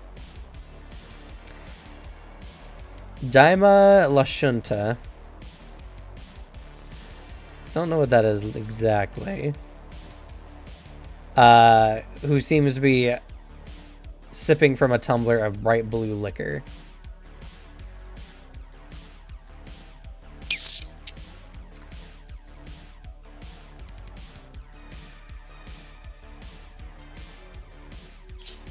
What y'all thinking? Oh, I'm sorry, he's not alone. He's also sitting next to a really well-dressed human. He seems to be some working class guy, and the human seems to be probably some bougie member of the Ixo Syndicate. Fortunately for you all as well, you're in a cargo car filled with a variety of clothing for people who gather in these kind of places. With very minimal effort, you could at least look the part. Yeah, we can throw in a quick disguise. Yeah. If it helps too. I do have a decent disguise skill. If I could try to help everyone here look more the part, look a bit more convincing. That would Okay. probably be a good idea. All right. And considering you all have all the time in the world, we'll just consider you taking 20 on this. So what is the end result of your disguise? 31. 31. Okay.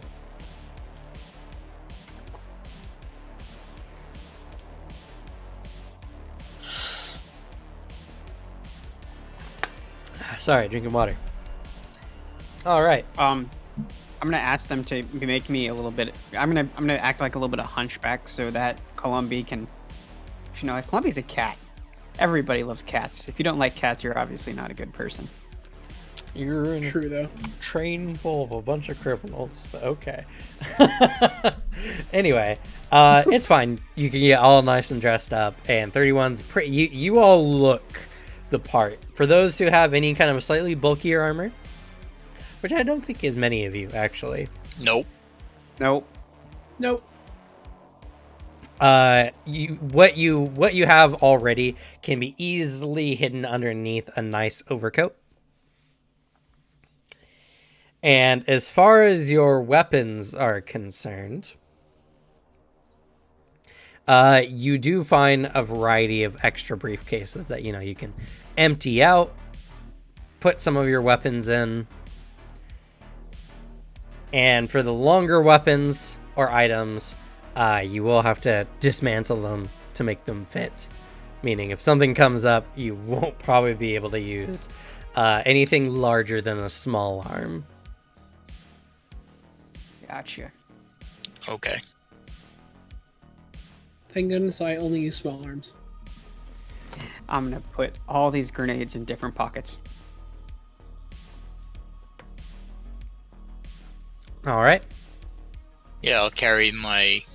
I guess I'll disassemble my weapons and put them into like a briefcase. Okay. And All just right. have my pistol on my hip. Okay.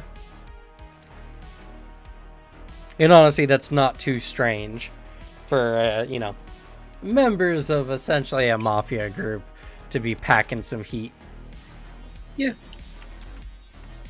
All A right. little bit. So, do you all enter into the next car? Not after I successfully tie string to all those pins and put it on my thumb in case I need to make a. In case we need to make a hasty escape. Hell yeah. It could be very bad for me, but hopefully it's worse for other people. Yes. All right. As you're entering into this car, you see a variety of individuals, XO members, and the loud human man sitting next to the dude at the bar, who says, "This shit again," as he seems to be commenting on some kind of liquor. He's kind of loud, and it draws attention to you, to himself, and he is somewhat well known in the general undergrounds. If you all would like to, you can attempt a. Let's see here. You can attempt a culture or appropriate background-based lore roll to identify this individual. All right. I ain't good about that part. Guessing that's not me. I think I know. Yep. All right, Henry, you know this guy. He is a real piece of work. His name is Royce Flynn. And even if you've never met the guy before, you probably hate him. His reputation is of a black sheep scion of nobility who's taken up the moniker of gentleman bandit for thrills, and oftentimes at the expense of other criminals' livelihoods. He's a confident, smug, and self-assured, and he possesses the perfect blend of effortless charm and charisma required to be absolutely insufferable. He's here because his dad pays for everything, and no one likes this guy. But no one wants to get on his dad's bedside, so, you know, they let him participate, and he often fucks things up.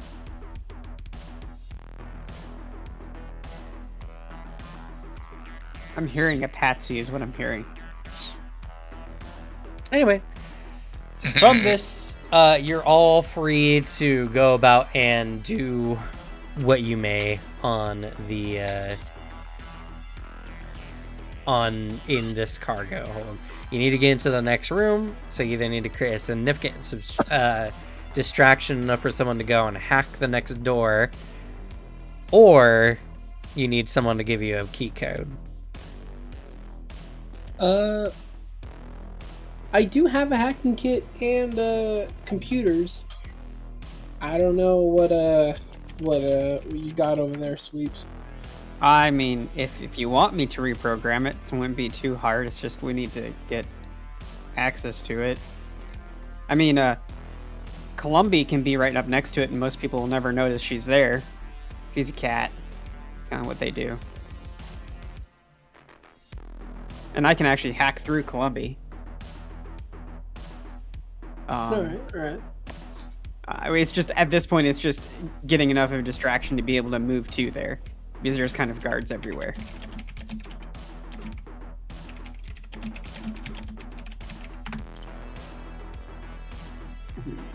So, getting to the location, not the hard part. Getting the distraction's what we're gonna need. That's true. Who wants to punch that guy? Oh, everyone. I guess that's Henry. Henry would be the one's like, people want to punch that guy. Like, he has a punchable face.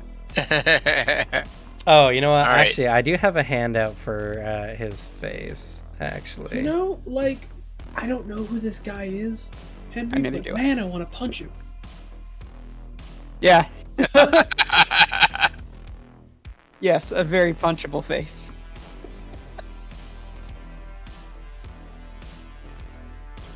I mean, you're good at talking to people, right? Right, Harry? I'm decent. Yeah, I'm training it. I can try. I will say this: if you wait for me to at least set up, then no matter whether you succeed or not, I might get an opportunity. I don't know what Henry can do though.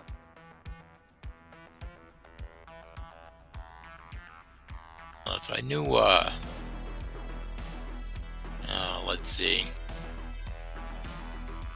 I mean, I'd be willing to go talk to him, but I, maybe not the best at improvising a story. I have an idea on what I can do. I have an idea. I could get us a distraction. So I'm gonna sit in just a chair somewhere, just to not draw too much attention to myself personally, and Okay. activate subroutine cat for Columbi, so Columbi can get a few pets, and then meander on way over to the other door, so I can attempt to hack later. Okay.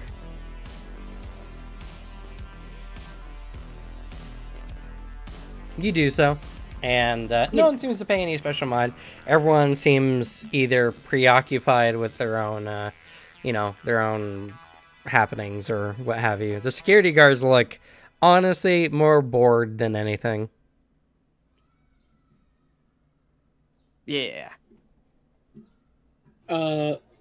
Then Harry's gonna stroll over to the bar and just act like he's a patron, just gonna grab a drink.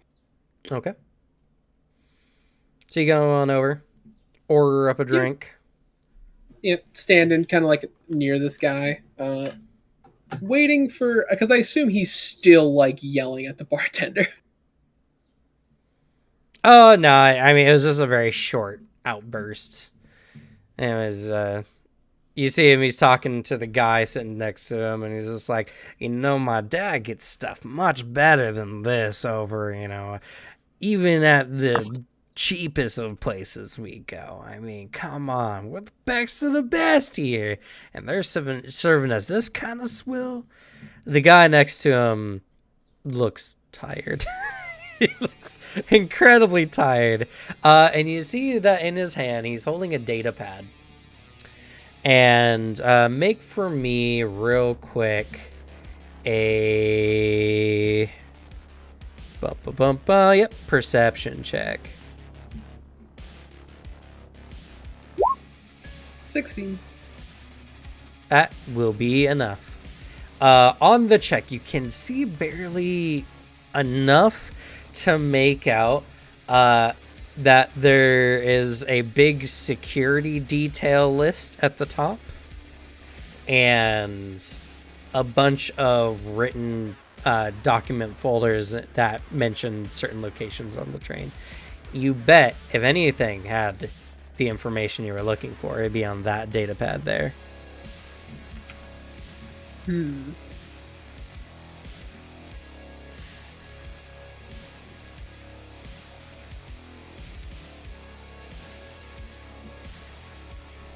Ooh, let's see. How do I want to distract? 'Cause I have an idea. I don't want to get into a big fight is the problem. Though granted, with how this guy's acting, I don't think anyone would stop or like really come to his defense, to be honest. Would you like a hint? Sure, I'll take a hint. Okay. I have some ideas, but There's a couple things you could do. You could attempt to get Brahm in on a conversation. You bet that if you get him distracted enough with a conversation here, he might lose track of the data pad, if you know what I mean. I see. Yeah, fair enough. You know what? This is a nicer way of doing it. I was planning on being more confrontational. That helps. Well, as he you could mentions also rile Royce up and create a distraction. So, looking around the room, does it seem like anyone is really like? Does it? You have the air of if something happens, they'll come to his defense. No. Well, looking around, roll for me a Sense motive. sense motive. Yes. 18. All right. Looking around, most of the people here are kind of blasé. The other guards are probably not gonna get in the way of a couple of the higher up kind of people, which you look like getting into a scuffle. The problem is Royce has got a few dudes on his side that are kind of standing around. They look a bit lower class. You estimate that if you do get into any kind of scuffle, he's got his own personal boys to get in on you. But looking them over real good, they don't look like much. They got numbers on their side, but not much else to them. True. You know what? I'll take the more diplomatic option. He mentioned his dad. They have much better stuff. And what better drinks would that be, by chance? Huh? Who are you? The name's Harry. Just curious. It seems like, honestly, taking a drink of this, I have to agree, not that great. I thought I knew the best places on this planet, but it sounds like you got something better in mind. Roll diplomacy. Sure.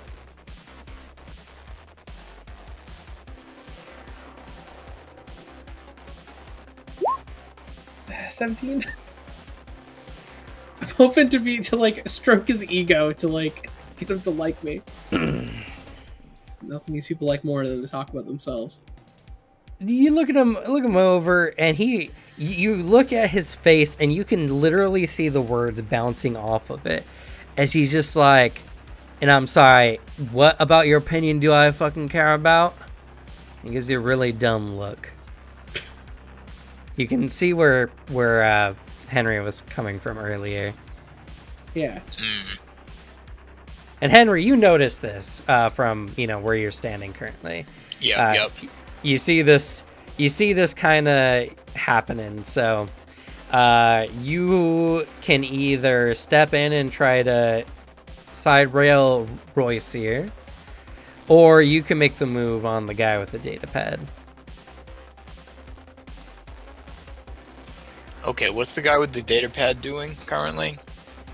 Well, he was very exhaustedly listening to what Royce was talking about. And at the moment now, he just seems to be passively skimming over it.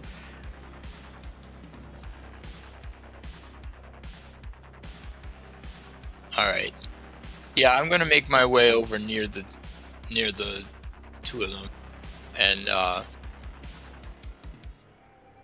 if you also like to, you might be able to aid Harry here. Maybe give him some advice. You'll have to make a DC 10 diplomacy to aid. Yep. Yeah, I'll say yeah, Harry here knows his stuff. Okay, go ahead. That's why you should listen to his opinion.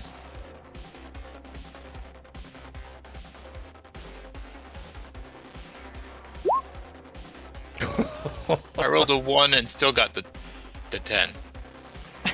Yeah, but one's an automatic failure. It is on skill checks? no matter what you roll, it's always considered a crit, always considered a failure. Really? Okay, Yeah. That's different from Pathfinder. It is. Yeah, if you look under, let's see, fail, automatic failures. Really? Unbelievable. I've just been really rolling weird tonight. You've been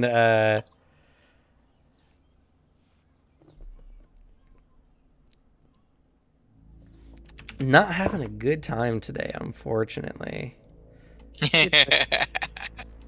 It happens. It happens indeed. Let's see here.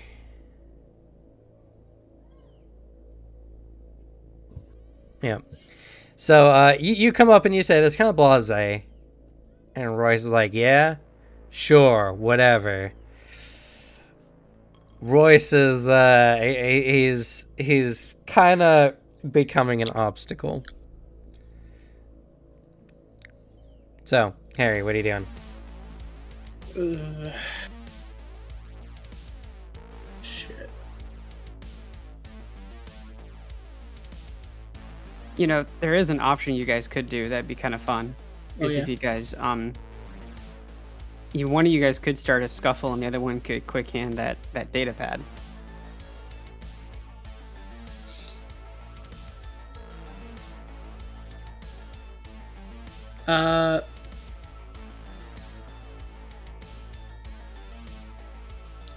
You know what? Maybe in that case, I'll get confrontational and see if scuffle happens. I'll try to utilize intimidate a little bit. As Harry is just like eyebrows like furrow, like immediately, like he had this friendly demeanor, immediately goes cold. Shit, what's a good line here? You know what? The worst part, I had something and then it fucking fooshed, vanished.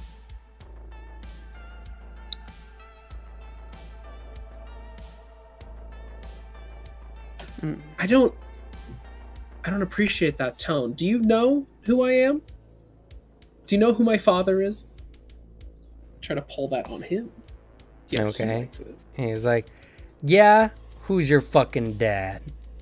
Huh? Go ahead and roll for me. I'll give you a choice. I'll let you roll culture to try to name someone who might be out there who could intimidate this guy, or bluff, or if you're trying to, like, you know, size up on him, you roll intimidation. I'm gonna go intimidate. Okay. Say dirty 20. Dirty 20. All right. As he just follows up with the fact you don't know already summarizes how in over your head you are. Yeah. Huh? Tough guy. You think so? I don't see anyone getting your back as he looks around, and two of his cronies kind of step up kind of with him, and he's like, you want to fucking go, huh? You want to fucking go? If you egg him on just a little bit more, you could probably make him throw the first punch, which... Yeah. Harry will, like, not even look at him, just kind of, like, look towards his men. I'll have you know, you lay a hand on me, you and anyone you care about aren't going to be able to have a normal life again. Okay. Go ahead and make another check. 24. All right.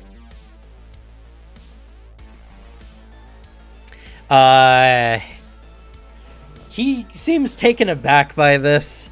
He starts kind of second guessing himself, and he looks at him, and he looks at his two boys, and he's like, no, fuck you. He seems talking to himself more than he is to you. He seems like he's psyching himself up or something, and he turns and then whips out a punch in your direction. Let's see here. He's not a very great man in many aspects.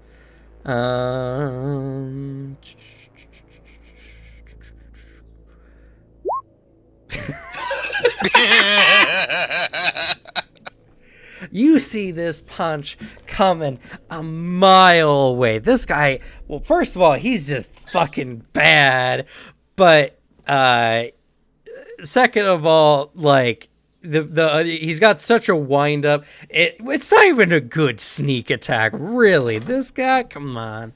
So he throws such a wide hook, and I'll let you perform some kind of maneuver on him, because he rolled so bad. He's just gonna grab the arm and then twist it. Like, just fully, like, catch the fist and then start turning it. All right, go ahead and make a standard combat maneuver. Sure. How would I do that, actually? That's going to be your base attack bonus plus your strength. Ooh, don't get strength. But this guy seems like kind of a pushover. Yeah. My base combat thing. Would that be a +4? Yeah. Should... Is I it think at level +4? 6 for you, it's +4. Okay, cool. Because that's what my knife has, and I don't have any strength. You're the operative, right? Yep. Yeah. Double check for you. Yes, you are a +4 this level. 11. 10 is what you needed. As you quickly grab his arm and twist him, he's like, get him, guys! And he calls his boys over. Harry's just gonna glare at them. And as this happens, where's the data pad? All right, so Well, let me paint the scene here for y'all. So as this happens and everything's kind of getting underway, you can see that a lot of the guards are kind of looking over. None of them look like they're ready to hop in or anything like that. Some of the other IXO members as well are kind of like passively looking over while they're playing their game of Skimmer. And Braum, the guy who has, or the guy who has the data pad, he's like, oh fuck, I'm too old for this shit. Maybe they'll wear themselves out. He sets the pad to his right on the table, and he crosses his arms and he turns to face them directly. So we're gonna go through one round of combat with Harry and the cronies here, and then you'll have the opportunity to act. Yep. And you know what? Before we get to that point, we're going to go ahead and do another giveaway here. This is going to be for the mini box and the crit deck. So we're going to go ahead and start the giveaway now. So you got to be on Twitch, as we mentioned before. And you got to just type in !Starfinder to sign in for this. This is going to be for one of the boxes here. Let me just double check my stock real quick.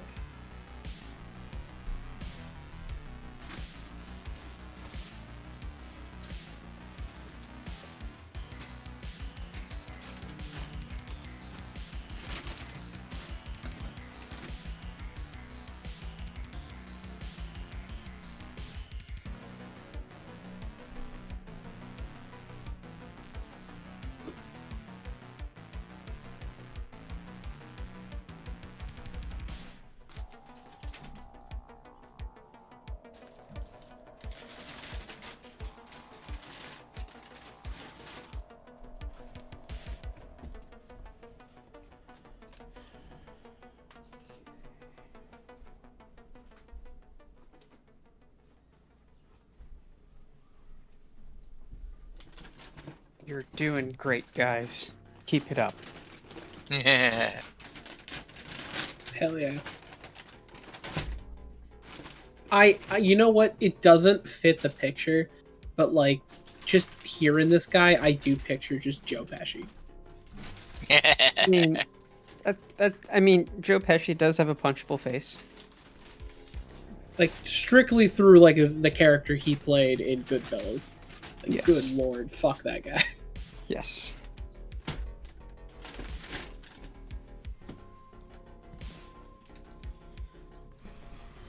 Yeah.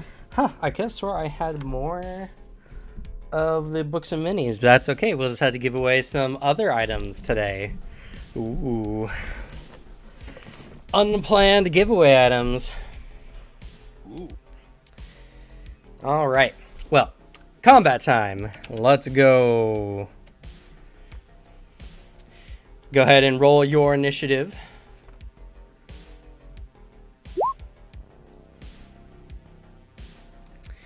And I'll roll for the dudes. Let's see here. Yeah, I really don't think that the NPC sheet actually has... Oh, there it is. Can I just click that? Hey! That's unfortunate for you. Alright. So, they just come up on you. And After you my can good threat? see... Sorry, what? After my good threat, none of them are convinced like maybe I shouldn't touch this guy. They're kind of dumb. I'm gonna let you know right now. They have an intelligence of -1. Ah, I see. Yeah, they ain't the sharpest tools in the shed. Put it this way, everything is a nail when you're a hammer. Yeah, True. they feel like if they just beat you, that they're not gonna have to worry about it. Let's see here. We're just gonna call this fist +5, and then we're just gonna roll D4 +2, because they don't have unarmed for these guys, weirdly enough. All right. So first one comes up on you. He's gonna swing for your face. Does a 20 hit? Yes. All right, so first guy, wham, comes up, hits you in the jaw. That's gonna be 4 points off your stamina. And then the second guy comes up and is gonna try for gut blow. Miss. Hell yeah. You swing Royce in the way and deflect this guy off of you. All right, it's your turn. He's gonna like shift Royce in his grip, like going more for the collar, and he's gonna just knee him in the gut. Okay, you're gonna attack Royce. Go ahead.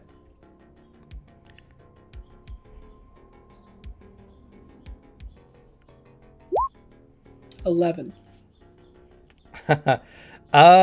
That hits him exactly. Oh wait, no, it fails. Oh no, you know what? I would say he's flat-footed when being grappled. Yeah, That's that hits. that's the last one I got too, though.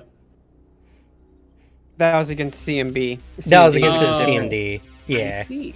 Makes sense. yeah. It doesn't take into effect what he's wearing. But yeah, no, that though he's flat-footed, that will hit on the dot. So, Nice. you knee him. That's gonna be a D4 plus your strength.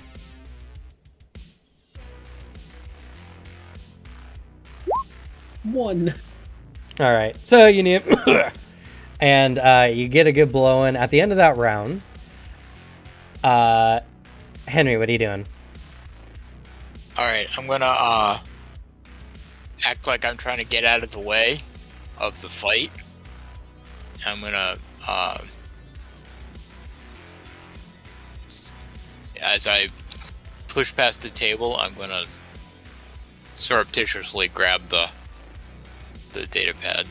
All right, you're gonna have to sneak up on him first. So go ahead and make a stealth roll for me, please.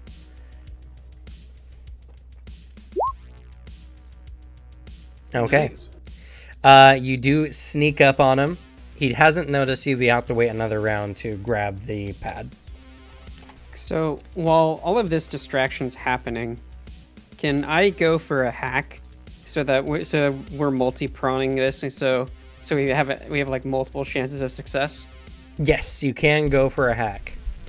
Cool. So Columbi is just kind of sitting right there, and her eyes kind of peel over, and she as I'm trying to hack through her.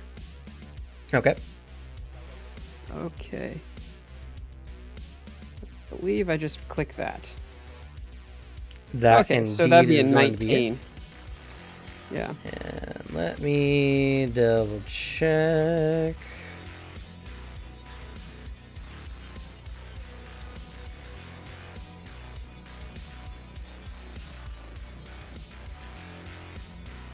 I'm guessing I have to go up to the pad, huh?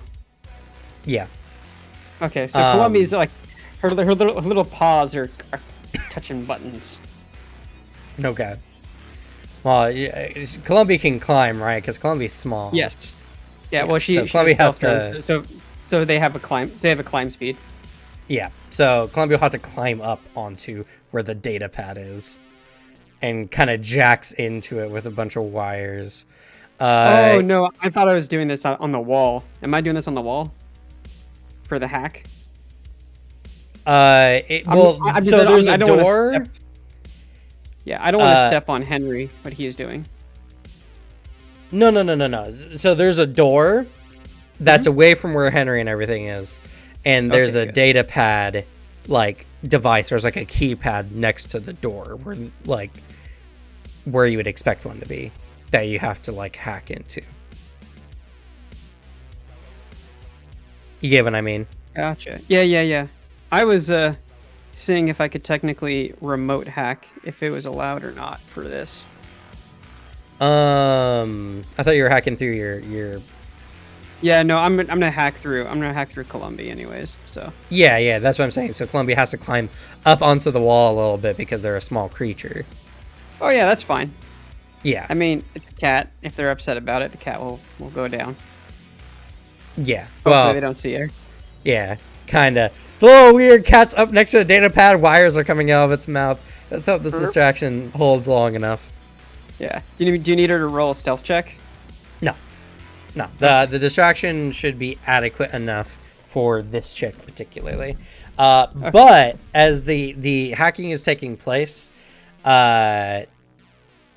you do notice that this is going to be a multi-layered hack. You're going to need 3 full successes.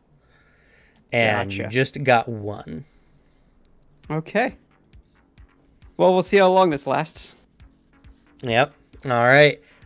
Speaking of lasting, we're going to move back to Harry, Harry, you're being attacked by a couple cronies.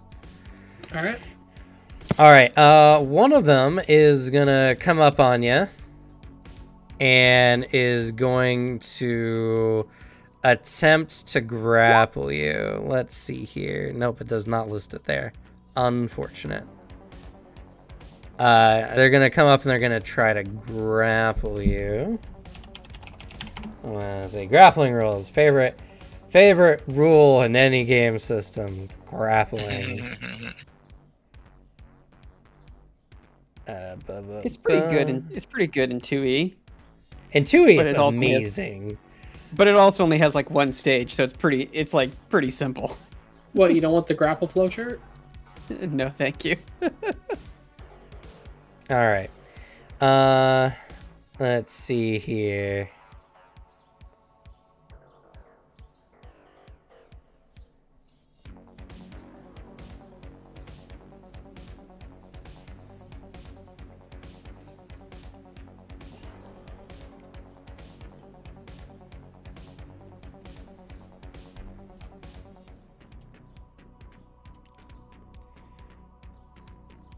Okay, so they need to make a melee attack roll. So it's going to be essentially the same as their fist.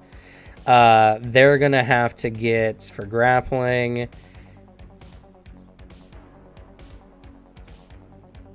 Okay, so they have to get your CMD, which is your KAC plus 8 if it's not on your character sheet.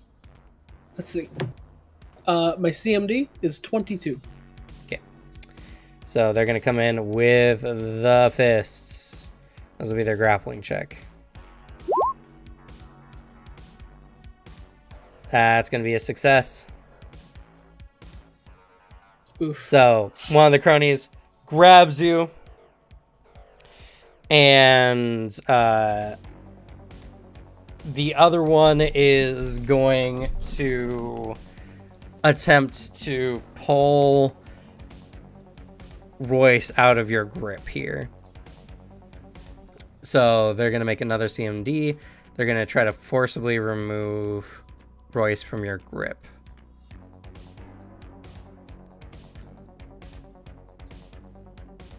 Which, let's go ahead and we'll make it a contested athletics check. Athletics is not the greatest. Oh, I did not roll well. And you'll be suffering a -2 on this because you're being grappled on the other side. 20. All right. So all 4 men here are standing, grappling with each other, creating a big hoopla about Harry. It's your turn. I'm going to trick attack. So I realized I could have done that. And yep, you could have. I should have. As he's gonna just go like call them off at any time. And he's gonna try to intimidate this dude right in front of him. Okay. Make that good old intimidate check. Come on. That fails, unfortunately. Yeah. And just headbutts.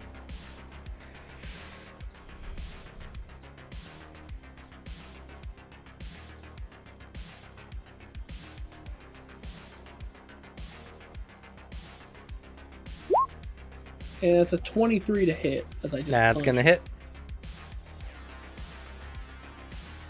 Go ahead and roll your damage. 3. 3. All right. So you headbutt him. He's, surprisingly, he's actually kind of looking not great. You can tell this guy was probably not much of a fighter. Yeah, I can imagine.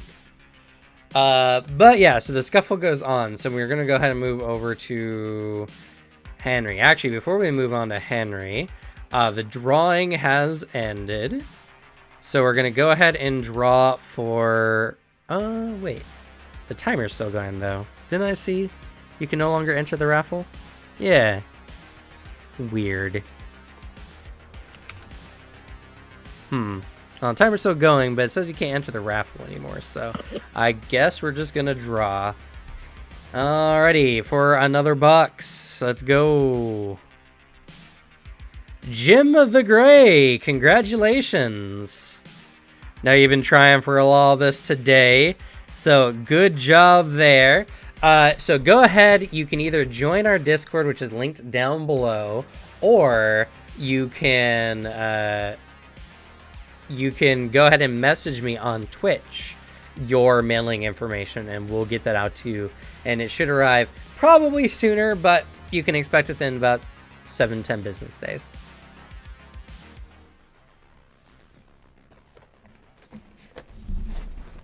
And Jim, if you're here, go ahead and make a comment in the chat just so we know that we're still listening. I'll give you some minutes to do that. All right, so back to Henry. All right. So you're All right, you're up next to him. You can sleight of hand the pad this round. All right, sleight of hand. All right. Ooh. Whoo. Quick, lightning fast. You just grab it, slip it into your overcoat.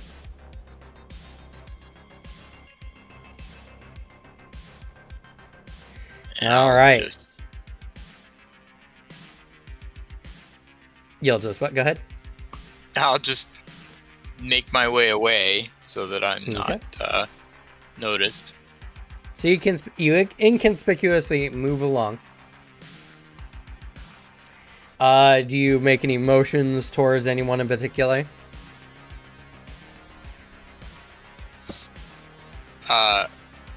Yeah, I mean, I'll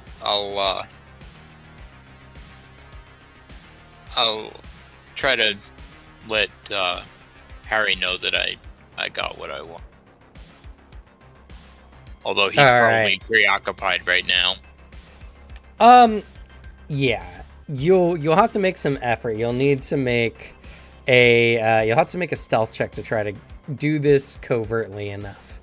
So go ahead and make a stealth check to try to covertly let him know. Okay, unfortunately this round Harry seems to be too preoccupied and you're being careful, and I'm assuming you're taking your time not to You're right. spill, so Harry, I got the data pad. Oh.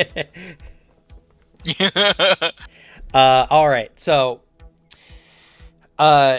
Sweeps, you see that Henry has kind of walked off from the pad, and he seems to be trying to get Harry's attention. Roll for me a sense motive, real quick, just to see if you can identify if he's got something good. Yep. It's like, huh? Maybe. Potentially. Yeah, something's going on there. You're just not sure what. All right, so go ahead and continue on with whatever action you like to take this round. I think I'm going to continue the hacking and hope I get let in on the juice at some point. Okay. So go ahead. Oh, okay. nice. Oh, sweet. That correctly actually calculated this time. Clean. So that's a 27. Yeah. All right. Yeah. Perfect. So, you make a lot of good headway. You get another successful check. Yeah. All right. Back with the boys. Harry, you're gonna get the ish kicked out of you here. No, I think I'll manage. I think I can take it. Fist in the kidney. Go. Miss. Hell yeah. The other guy's gonna try to wrench Royce from your grasp. So contested athletics. Ah, shit. All right. Well, even with that -2 penalty, you still beat him. Wow. God damn, guys, please.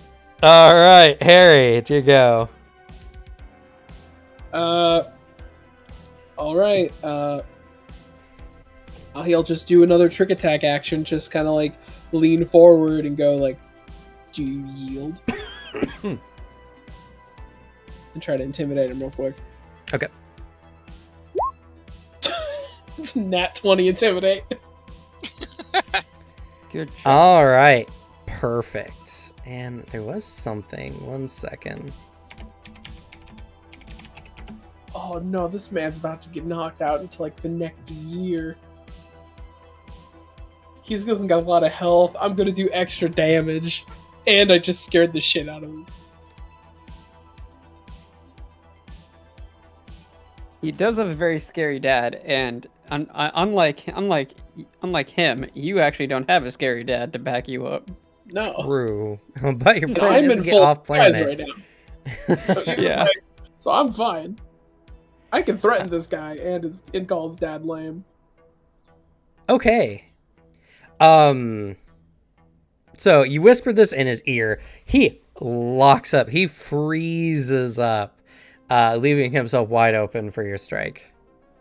And he'll just go like his final hit. He's just gonna let go of his collar and then just gut punch really hard. Okay, go ahead.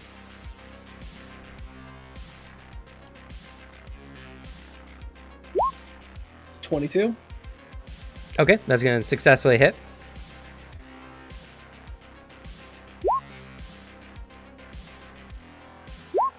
$12 damage. All right.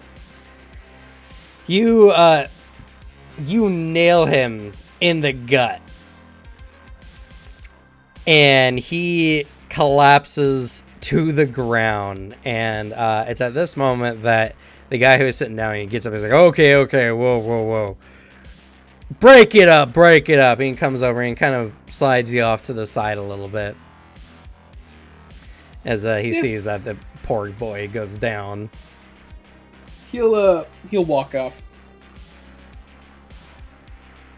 All right.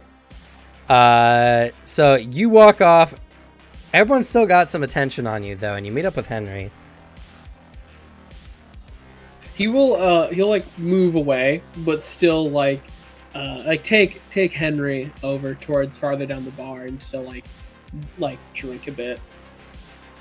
Like I did order a drink. Just trying to play it casual so it doesn't seem Sure. Yeah. All right. So Henry, you have his attention now. You do. Oh, okay. Well, I don't want to. I wasn't hoping to get attention, but I'll casually have a drink to to get people to ignore me. Oh, you can like everyone saw you with, or well, no one saw you with him before, but everyone's mostly looking at Harry right now. You can Okay. stage whisper to each other confidently without Yeah. anyone hearing. So Yeah, okay. Well, I'll let him know that I got the data pad. And Good. Good. Need the heat to die down just like a little, and then we'll be fine. meanwhile, Sweeps is going to open the door without us. Though Yeah. the attention's on me, so you could probably make your way over to Sweeps. Yeah, I can make my way over to Sweeps, which was what I was planning to do. okay. They're all staring at me. So And Sweeps- even to like help play it up, he'll like give like a hand movement, like you're good to go, like you're working for me. Mhm. Just for those watching. All right. So Sweeps, you see kind of everything happening right now, and you see him break up, and you see the two whispering to each other. What do you do? Like, this is my moment. They're still all distracted. I'm almost done. All right, solid. You disable the keypad there. Sweet. I made all the codes 0000. Awesome. And I'm just gonna have, Turns out the password is 1111. yes. Went back to factory default. No, it's always 9999 because that's the last iteration of any and all number sequences. So Columbi will drop down, and she'll like rub one of the guards' legs, just to like get the attention to look like it was just a cat. There's like a cat that wants attention. And then after the guard looks at it, the cat's gonna be like, "No, I don't want your attention, actually," and just walks away. Well, remember, your cat is a obviously mechanical entity. I understand that.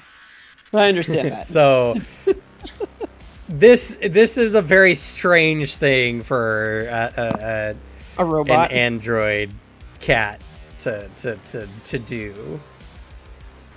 I mean, I designed my AI to act cat-like. Is there a problem with that? Yeah, most people think that you told the cat to do this because that's mostly what would happen. No, that's not how Android AI works. It went through many iterations of watching thousands and millions of cat minutes. Thousands of millions of cat videos on the internet. I forced an AI to watch thousands of cat videos. So it only does the best cat meme reactions ever. Okay. Well, he looks down. He's just like, ugh. Is I this figured. someone's toy or something? Jeez. Yes. But He looks back up. All of a sudden, the cat like bow ties his boots. No, the cat will come back. okay. So you're like, yeah, got it. Unlock the door. Right as Henry is walking over. Yeah. Oh, Like, okay. hey, Henry. Hey, all right.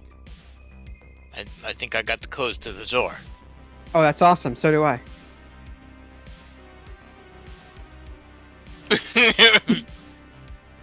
What? Yeah, you guys are doing great over there.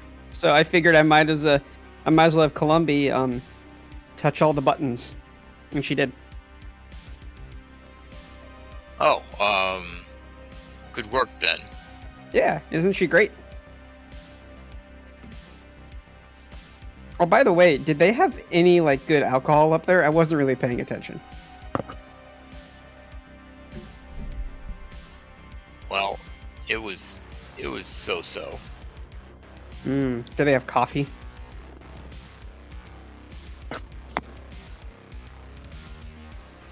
I think you can get pretty much anything you want in this party. Sweet. Well, I'm gonna go get coffee, and then I'm guessing we're not gonna be here after that. Yeah. Okay. So, from All from my jacket, I'm gonna pull out this like porcelain mug that looks like it's never been cleaned in its entire existence, and looks like if you poured water in it, it would, by just the act of pouring hot water in it, it would make its own coffee and just go up to the bartender and ask for some coffee. If he doesn't have coffee, hot water will work. There's enough residue in there to make it work. The bartender nods and says, Yes, we have coffee. Would you like it hot, cold, or with lots of sugar? I like it black and tarry. I'm sorry, we don't have Tari on the menu. Well, obviously you aren't making the right type of coffee for an engineer. They're just gonna put hot water in this, so it'll work out. Okay, one hot water. Fantastic. Yeah, don't worry about that bug right there. It's not actually a bug. it does not seem to mind. It just does its job. By the way, did the voicemail work for y'all this time? Yes, it Yep. did. Okay, good. Sounded awesome. like a robot. I'm using my Lancer voices that no one heard on the Lancer video. I'm so sad. So tragic. I could hear it. All right. Anyway, so you get your coffee. No, well, you get your hot water mix, I guess. But now you're left with a odd situation. Well, y'all need to go through that door. Yep. And y'all probably need Harry to go with you through that door. But everyone's just kind of looking at Harry right now. Harry, the they don't have good coffee back here. Can you come with us to because you're the one that hid the coffee from me because I was gonna drink all of it if you didn't. I did in fact do that. Sure, I'll help you. Sweet. Yeah, they don't have Folgers here. Really? No, for some reason they have frou-frou coffee. Ugh. So what do y'all do? Because you can't just pick Harry up and go through the door. Everyone's watching you.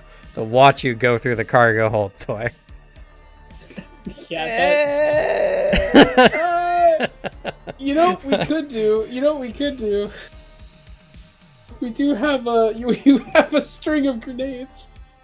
I don't think you want me to use those immediately. I'm just saying, pull it, then run through the door. I mean, Oh my god. So, this might actually help you. This is a well-lit space, correct? Yes.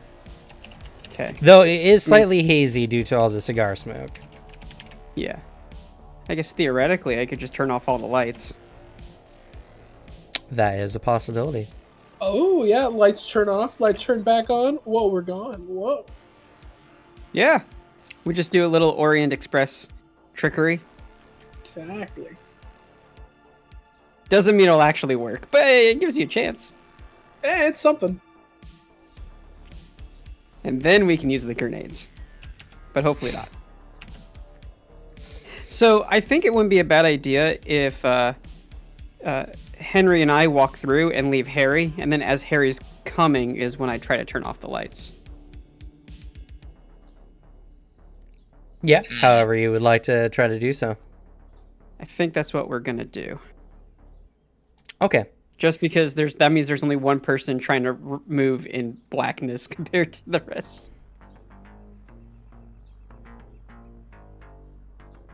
So I'm gonna walk up there and I'm gonna press the code to go through the door. Okay. So you do so and the door opens. Yay!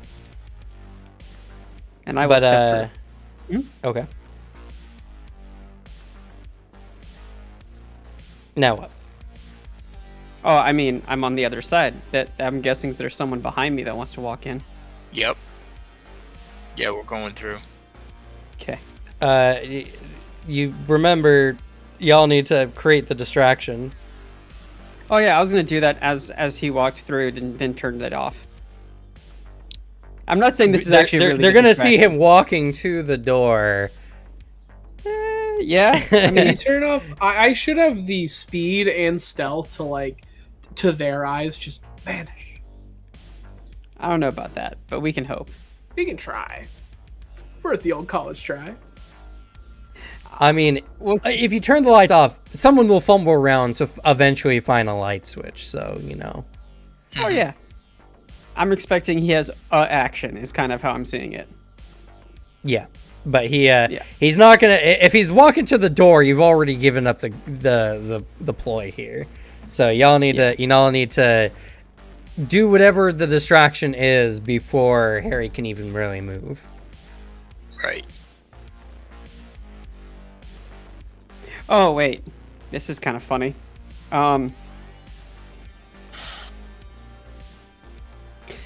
I mean, I have one way to do a distraction that's just gonna make me look like the person, but I don't think they're gonna really mind if I do something. I was thinking about. It depends on what you're doing. Yeah, I was thinking about accidentally spilling my coffee on someone and just trying to maybe create a mild distraction that way. Well, doing so, I think you were on the right track when it came to the lights. Yeah, I mean, I can just do the lights and see how it goes. That would probably be the best action. Yeah, If I you worry wanna- that we'd cause another fist fight. Oh yeah, no. Well, we can it's just not do only that, lights. but to create a distraction is to be the one people are looking at, and none of y'all want to be the one looked at Right. before you go through the doorway. Right. So, if you want, you can have your little drone go up to like a light switch area and Well, I can just like use a remote cut the hack wiring and turn it off that. I can probably that's just use true. a remote hack and just turn it off that way. Yeah, that's probably true. Yeah. So. And I'll just do that. Okay. Alrighty, go ahead and make a computers check. Yeah. 34. You'd stop the fucking train with that check. All right, cool. Generators. Let's not do that. I All like the right, train. so you remote hack, you pull up, some visor or something. You look at the wires in the wall, and you hit the little light switch button in your point of view, and all the lights just cut out. Everyone's just like, ugh, what's going on? What kind of bullshit train are we on? Lights going out, and is this thing okay? And everyone's kind of up in arms about it. Harry, you're like halfway across the room. You're gonna dash your way through, but it's gonna be it's technically low light. Do you have low light vision? No. Okay. I'm a human. All I right. mean, I can't see a thing either, so. So you can you'll have to make, well, actually first make a perception check. As you try to vaguely make out the door and its surroundings. It's going Awesome. great, y'all. Awesome. That's going to make your stealth check Oh, no. actually harder now. Make a stealth check at a -3. 17. 17. All right. We'll consider the turning the lights off giving you a bonus of +2. Which means it's overall net -1, and the DC was 18. So you succeed as you bolts. You kind of like run into one of the guards on the way, and he's just like, "Oh, watch where you're going," and someone else is just like, "I can't fucking see," in just a very just like weirdly timed response. Where the guard expects that's the person he just ran into, and their voice. Or there's just another one like, "Why did you touch me there?" And you make it through the doorway, and it closes, and after a few moments, the lights kick back on, and you will make it into the cargo hold. All right. Well, Unfortunately, that's all the time we're gonna have for the Great Grav-Train robbery today. Good old But- interview time. Yeah, we're almost there. There's about 8 minutes left in what we had planned for anyway. Maybe a little longer, but not enough to get through the next section, unfortunately. The next section was going to be fun. Because you're going to get the artifact and then have to fight this thing. Oh dear. that doesn't look fun. Good call. Some interviews sound like a great time right now. Apparently, in one of the cargo bins is a giant mountain eel. Why? As there is. That's normal. It's normal cargo. Yeah. It's currently like, exotic animal trade, and Is it like properly they just want labeled? to throw a giant mountain eel at you. I don't know. Is it like properly labeled? Did they like double check it's locked? Because I feel like the fact that it comes at you means that either we opened it or security's not as tight as we thought it was. It's got air holes. Is it friend size or is it like angry size? I feel It's it's angry size. That's size. pretty angry size. Here, I'll read the description for what happens. Let's see.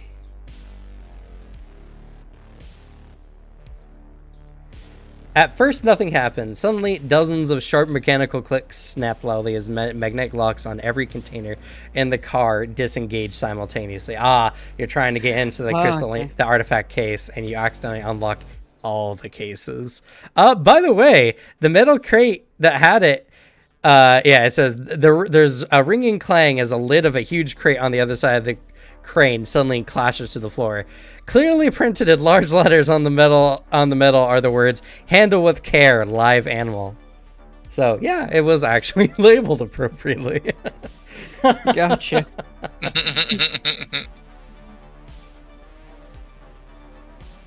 Yeah. And a bunch of Royce's cronies were actually going to attack y'all with a helicopter, or anarcopter is what it's called. And y'all would have had to deal with the eel and then hijack the anarcopter from them to get off the train.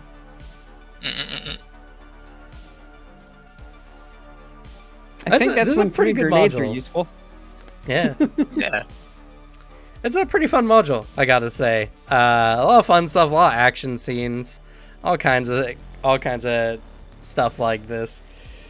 So we are going to go into the interviews. We didn't get a lot of, one 3-hour session of any tabletop game I don't think is necessarily going to be enough. But we got a good amount of skill checks in. We did get a combat in. Plus, y'all have the experience of making your characters and the things you were looking at. And so, like for our first impression, it's what we kind of go for. But before we do that, I'm going to address the audience. We have one more giveaway item. I could have swore I had more to give from the Starfinder section, but I do not. So I'm going to go ahead and I'll give away one of the other items. So what do you think? Well, I'll ask everyone in the chat and here. I got t-shirts, I got Pathfinder mini box, I got a Pathfinder book and a character sheet pack. What are y'all interested in? I got like no bias, no stake in this recommendation in the slightest, but you should do this Pathfinder minis real quick.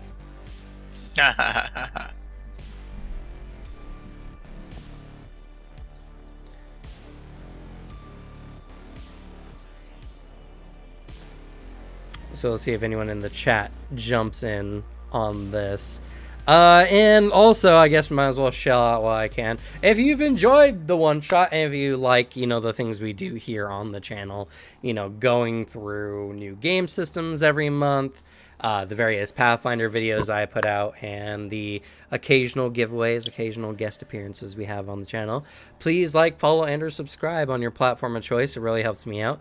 We're getting pretty close to 1,000 subs on YouTube, which is pretty hype. Pretty darn hype. And I'm looking forward to all of the fun events we'll be doing in the future. And if you want to do something a little less committal than that, you can check out the Twitter. It's linked in the description on the YouTube side of things. Alex, if you could post the Twitter on the Twitch side of things. Sure. You can follow me there where everything that comes up with the channel kind of comes up through there. Keep up to date on all the things that are going on. Or if you want to join our community and get your chance to play with us in the future, you can join us at the official Discord linked down below on both Twitch and in the description on YouTube. All right, well, no one's really saying too much about preferences. So, I think what I'll do for this next giveaway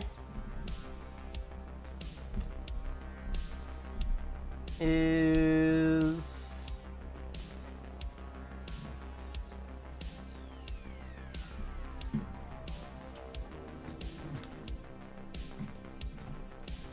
we're going to do the Pathfinder Society Guide and the character sheet pack. So this is the Pathfinder Society Guide book. This is essentially a Lost Omens lore book. It talks about the Pathfinder Society and all kinds of interesting characters. It's actually a really interesting book. They got some Pathfinder Society specific items for the organization in Pathfinder. The cover art for this book is also really good. So if you like Pathfinder and you don't have this one yet, this is a great pick. And not only that, but we'll pitch in the character sheet pack where you get a nice, pretty nice, thick set of character sheets, I think. Let's see. I like those character sheets. They're pretty good. Yeah, they're very fancy character sheets. It comes with, this is actually a folder you can put your character sheets on. There's a specialized character sheet for each class in the Pathfinder core rulebook in this. And they even have expanded sheets to track characters' inventory, campaign notes, spells, and any other specialized sheets for animal companions and alchemy books. So this is actually a pretty good pack here. This has a lot of really neat stuff. So we're going to go ahead and throw this one in. I'm going to have to make another custom giveaway real quick. And this one's just going to be called Pathfinder Society Guide.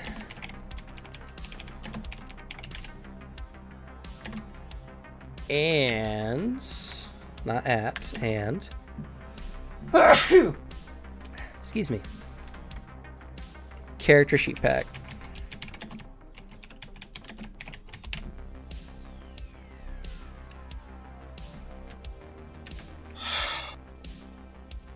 By the way, I will definitely say Harry went from Mr. Magoo to Mr. Peru for at least a short period of time. All right, that giveaway is not underway yet. I made it, and I got, here we go. Start giveaway. There we go. So if you're interested, type in exclamation Starfinder to enter the raffle.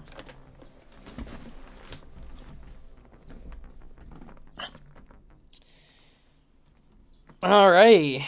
So with everyone getting that done, we're going to go ahead and get into the interview. So the interview, for those of you who are first timers here, I'm going to ask you some pretty, general questions for, how you liked the game, ratings on it.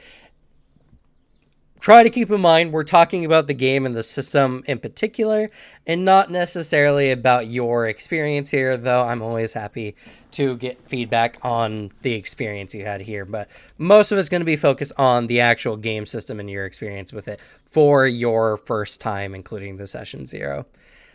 So who would like to go first? If you got time constraints, feel free. Well, I can go first with that. Okay. Dagon can Alrighty. go. All right. Hello. Oh my. It's Yep. all special. Secret chat. Yeah. I want to make sure that your opinions are not skewed by anyone else's. So. Oh, that works. All right. Well, welcome. I hope you enjoyed your time here. Oh, it was a lot of fun. I enjoy the light combat side of stuff because usually a little more entertaining things can happen. Mm-hmm. For sure. And again, I tried my best to give you all enough. Obviously, 3 hours is really not a lot of time. We didn't really get the full 3 hours in, honestly. Yeah. Because of starting up. I think Starfinder is complex enough that usually it takes about 4 actual playing sessions for people to start really figuring out the system enough to where they can make some pretty accurate mechanical decisions. So That's true. But, one of the things we try to do, especially with this series, is get first impressions, get, your general ideas on the game. So I'm going to ask you just a few questions here. Overall, how would you rate your experience with Pathfinder on a scale of 1 to 10? Or not Pathfinder, Starfinder on a scale of 1 to 10. 1 being, I don't think I'd ever play this game again. 10 being, I can't wait for my next session. I would probably just say a 5 right down the middle. 5, 6. 5, 6 down the middle. Yeah. Yep. I will definitely play it again, but I also think that and I think this is more something to say about Roll20's character sheet than I think actual Starfinder system itself. So I think I would say that I think I'm a little bit skewed by the character sheet. That's fair. The character sheet was kind of rough. I know Foundry probably has a lot more available when it comes to character sheets. The thing I did like about the Roll20 system, though, is that it has most of the assets already available to search. So that is one thing I did like a lot. That's true. Okay. All right, that's pretty fair, pretty middle of the road. Was there anything about how this system was running that rubbed you the wrong way or anything like that? Any negative experiences, not including the character sheet? Yeah. No, there really isn't. It definitely feels like a pretty standard what most people would consider a very standard role playing system. It is a little bit more complex, but just because it has this swift move and standard action, full action whole mechanics, but I've never had a problem with it. So I would say that there's nothing that really rubbed me the wrong way that I can think of. There's enough flexibility. Actually, this is something I will say I do like about Starfinder. They added more actions for combat, and they left combat maneuver in the game. So there is a lot of flexibility in the game to do things outside of move and attack or move and cast a spell. So that's something I do enjoy. So there's nothing that really rubbed me the wrong way, but I do enjoy that they push the envelope for more creative actions. Okay. And actually you're kind of mentioning the complexity. So let's rate that, shall we? On a complexity scale of 1 to 5. 1 being easiest game of my life, game for babies. 5 being it's a pretty high tier, big brain kind of game. Where would you place it? I would probably place it at a 4. At a 4. Okay. Yeah. So pretty complex, but when you get it kind of level. It has not reached GURPS level of complexity yet. Okay. What was the role you were going for in the game, and do you feel like you were able to accomplish it? I was just trying to be the mechanic, and I definitely felt like I was doing the hacker side of stuff, which is part of the mechanic's role. And I would say in terms of that's mechanically what I was trying to do. Personality wise, I was just trying to just kind of be goofy, be a goofy engineer because it kind of keeps things light. That's fair. I think I did it. Did you find it hard to do the role that you were set out to do? Was there any like obstructions? I think there was the opportunity to play the role, but there's also opportunity to dodge it if I want to. So I would say that's more of a praise to the module, but I felt like I could do my role. I mean, I think one of the coolest things I actually enjoyed doing was turning off the pike. That's a very fun ability to be able to just turn off powered items for a round. That's true. And that was very helpful. That pike did a lot of nasty damage. The horns were bad too, but the pike was worse. Yeah. Okay. Excellent. And so getting to play everything, let's see. Honestly, I try to remember what my normal side questions are.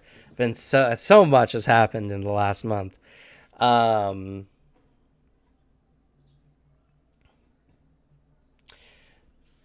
Yeah, I can't think of anything. How likely would you be to oh goodness, what's the word? I dropped it. It's on the floor. Where is it?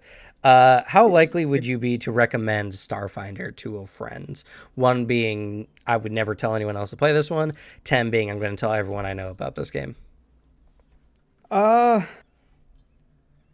like Starfinder more than I like the Star Wars role-playing system. In terms of sci-fi, I would recommend it. It probably is my number 1 sci-fi system I would recommend. So it's from a scale of 1 to 10, thinking about sci-fi, I would probably say a 7. But that's because I'm not a super big sci-fi person. Okay, that's fair. That's completely fair. Yeah. So a 7's pretty solid. That means that, if you felt like someone would like the game, you would definitely recommend it. I think if a person wanted to play a space version of like D&D, I'd be like, use Starfinder. It doesn't have the baggage that a lot of other sci-fi systems have in terms of its IP. So you're able to be a little bit more creative within it. That's fair. And speaking of, it sounds like you have a little bit. What do you have any general experience? What's your experience with Starfinder?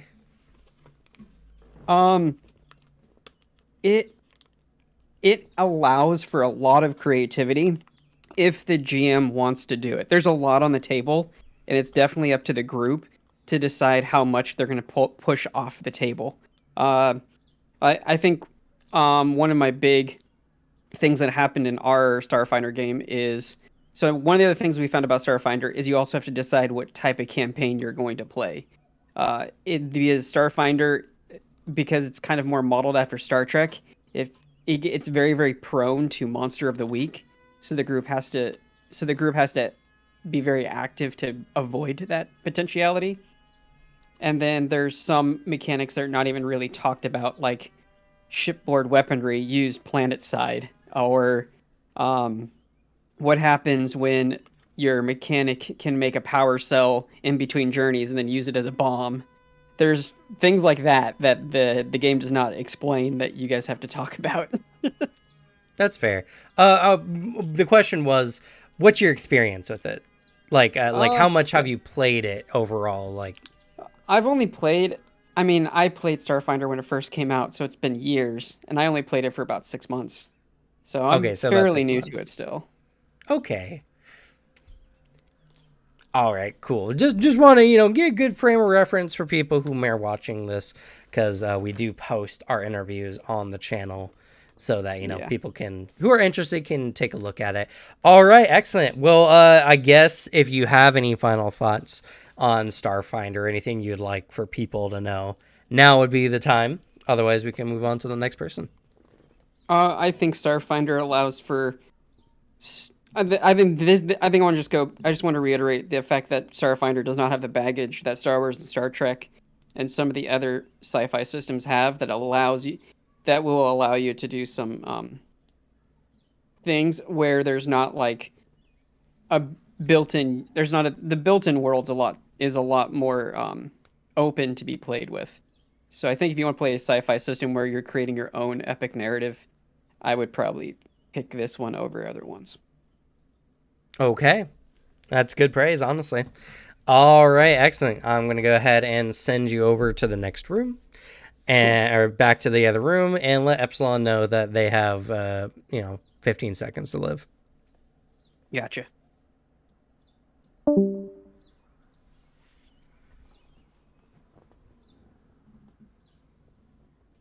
Hope you're all doing well, chat.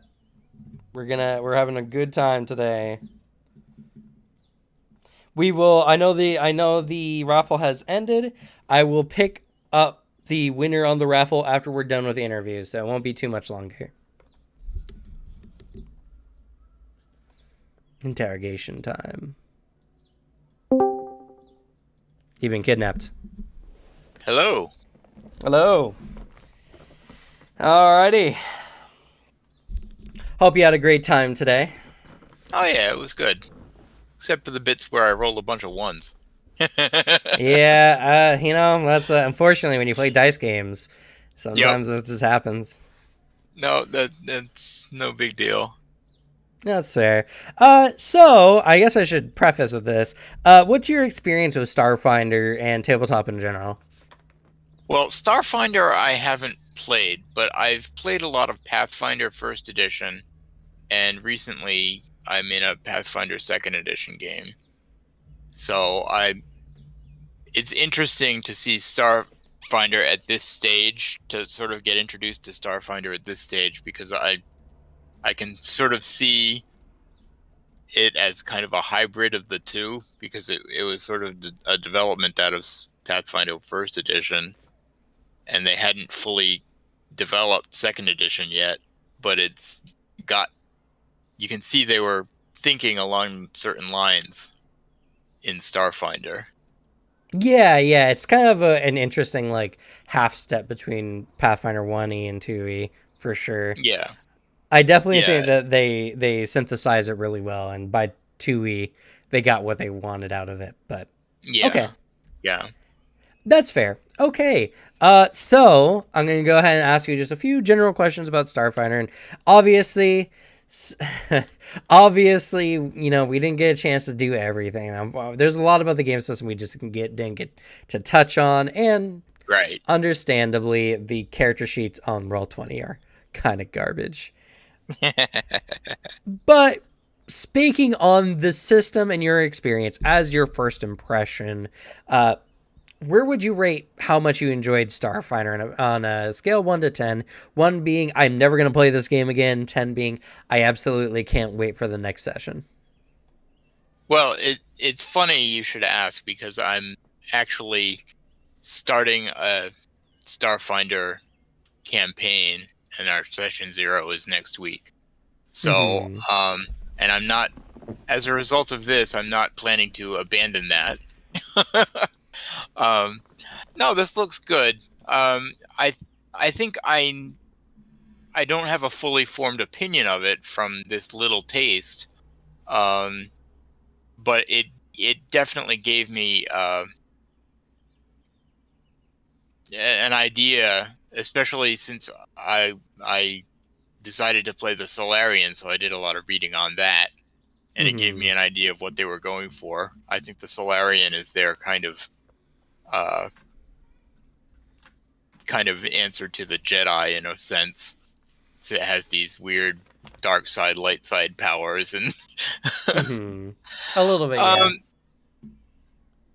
I guess I rate it pretty high. Maybe 7 out of 10. 7. But that's a very preliminary rating, because like I said, this was only just a taste of the system. Yeah, I mean, to be fair, this is a first impression. This is generally what we're trying to base things off of, what people can expect in their first session or two of Starfinder. So, like if you really enjoy the beginning session, I think that says something, even if the game ends up like not doing well later.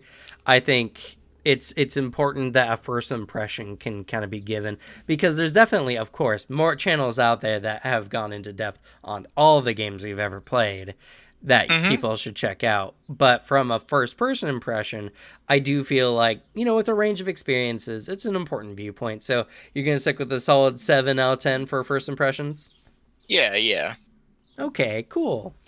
It would have been pretty amazing to get a 10 on just a first impression.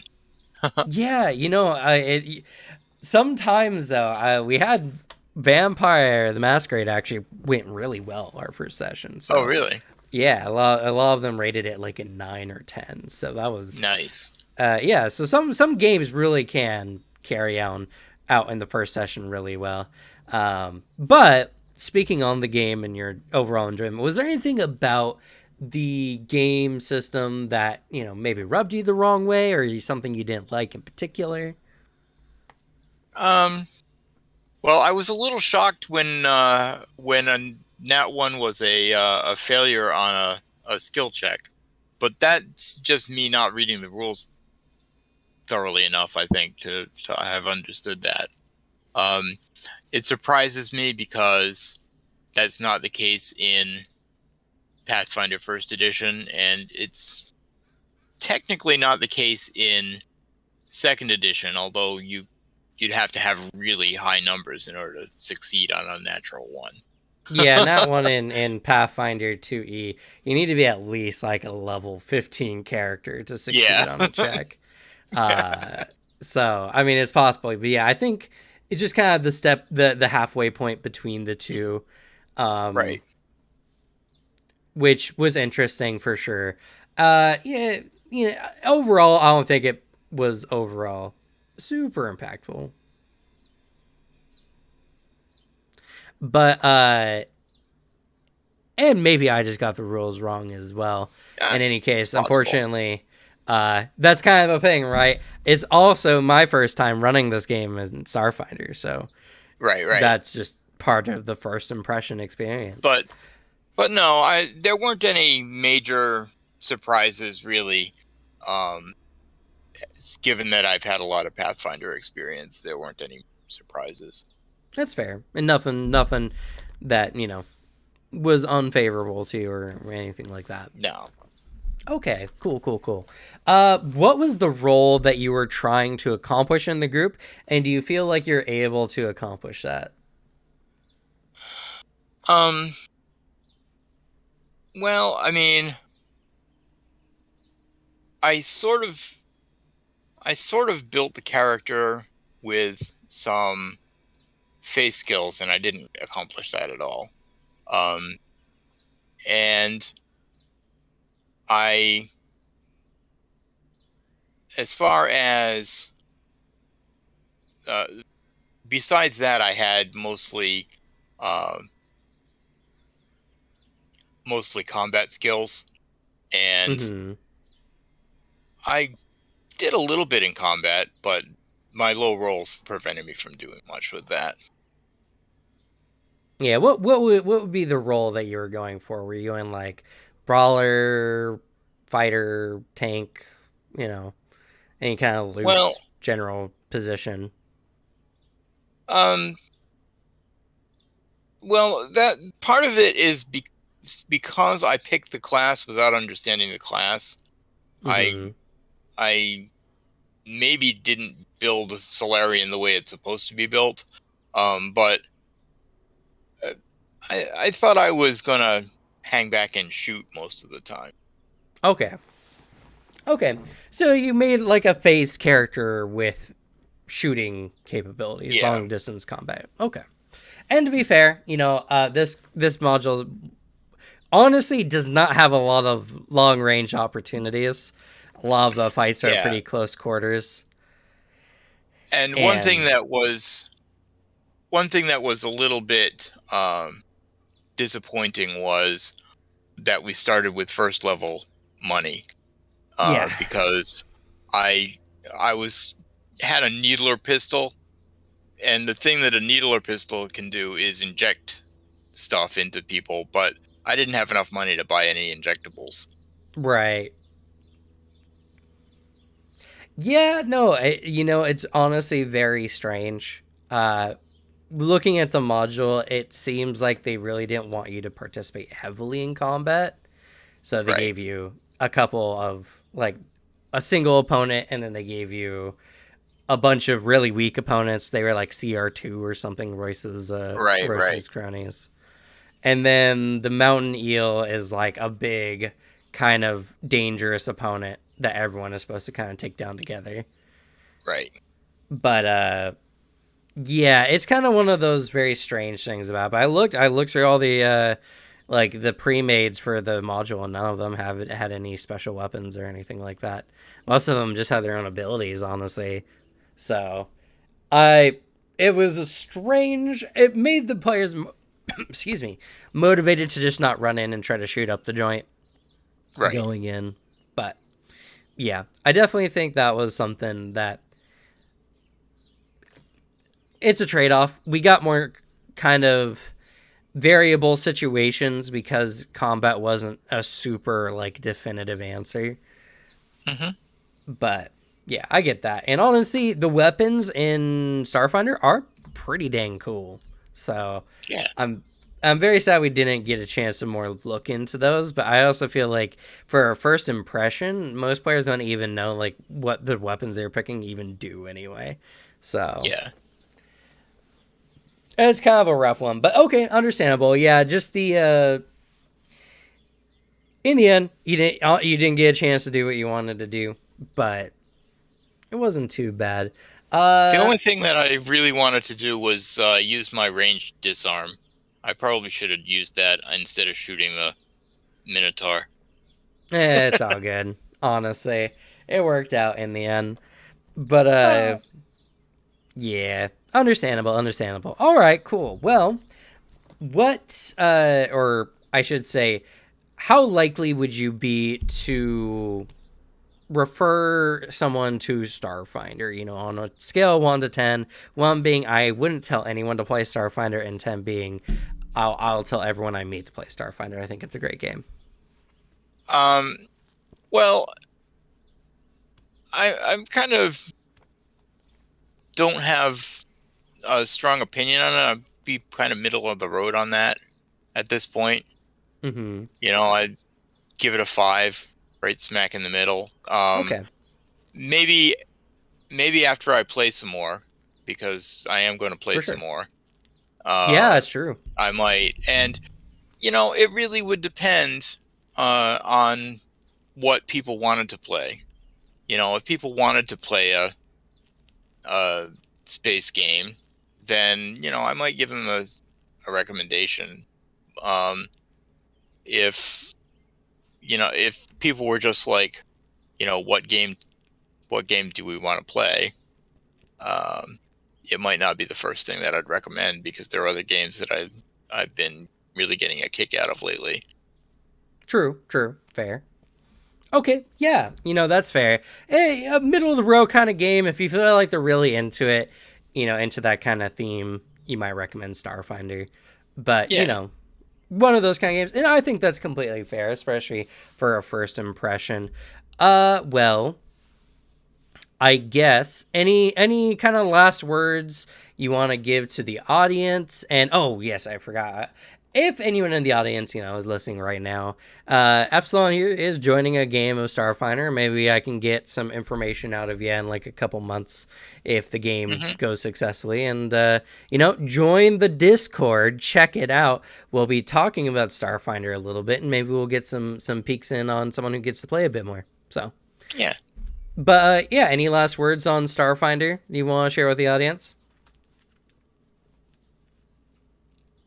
Well, no, I'm just kind of excited to learn more of the lore of Starfinder, and I'm looking forward to playing it some more, and hopefully learning more. I mean, this has really been a learning experience for me, and I think that playing in the future is going to be, for a while, a learning experience, and that's always fun. I felt almost like I should know everything with my Pathfinder experience, and it really doesn't apply to Starfinder. I mean, the lore is very different.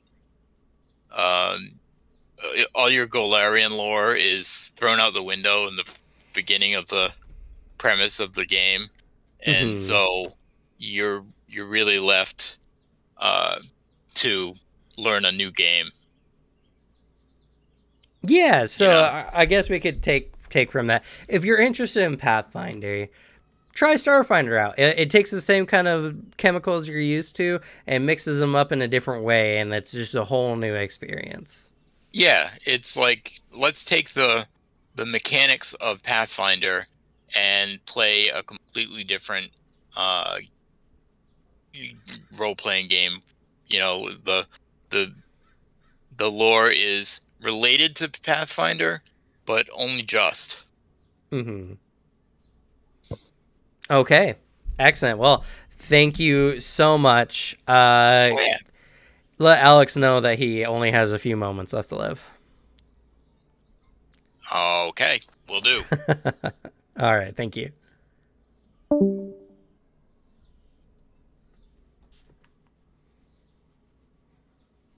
And I'm reading in the chat, and yeah, I might have gotten that rule wrong. Unfortunately, one of the key parts of being a GM is just kind of rolling with it as it goes, and using my very scant knowledge of a game. I've only had about like 2 weeks to learn, less than 2 weeks to learn. Actually, kind of do what you gotta do. I don't feel like it overly negatively impacted the game, but I do take the tips into consideration for sure, and I'll try my best to adapt on the fly to everything that gets thrown into the chat. But to preserve the experience overall, I just make rule calls that, in my gut, feel generally right and don't overly negatively impact the game. Yes, Chess. So where were you an hour ago? Exactly. All right, we got one more interview, and then we're going to go ahead and jump into the end of the raffle. So, and yeah, there's some games where you're always learning. I learn new stuff about Pathfinder 2e all the time. I have a channel dedicated to looking at the rules in Pathfinder 2e, so it is what it is. Gotcha. There you are. I was talking to chat. Oh no! Last time there's a lot of delay of time apparently, so Fair had enough. to account for that. Yeah, that's fair enough.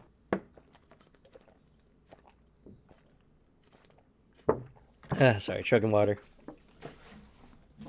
All right, so Interview. Now, if you're watching at this point, Alex has been in most of the games we've done up until this point. Have you I've missed done one? every single one shot. Yeah, so if you're familiar with the series, you obviously probably know Alex's general experience. But for the sake of this particular interview, what's your general experience with tabletop and Starfinder specifically? A lot. I do a lot of tabletop. Starfinder, literally none. I knew it existed. I asked someone, "Oh, Starfinder looks cool," and they're like, "No, it's not." I was like, "Okay." That is my most experience I've ever had with this system. Oh wow.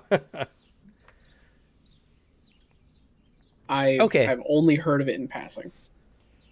That's fair. Okay, well, so speaking of Starfinder specifically, how would you enjoy the game on a scale of 1 to 10? 1 being I would never play this game again, 10 being I can't wait for my next session. I'd give it. I'll give it a solid 6. A solid 6. I like my opinion of Starfinder, like at the stuff I've seen, like the mechanics I messed with, yeah. It's just a very All right. Just a very This meh. exists. Explain what's meh for you. There's nothing where I'm like excited, I guess. There's not a lot of pull in like what I've read through Starfinder and like going through Archive of Nethys. There's some dope stuff, don't get me wrong. Some very cool stuff. But nothing like say VTM or Lancer or even like Pathfinder 2e, where I'm actively like, yo, dude, this thing, I'm really pumped. It was just like, yeah, it's a system, there's rules.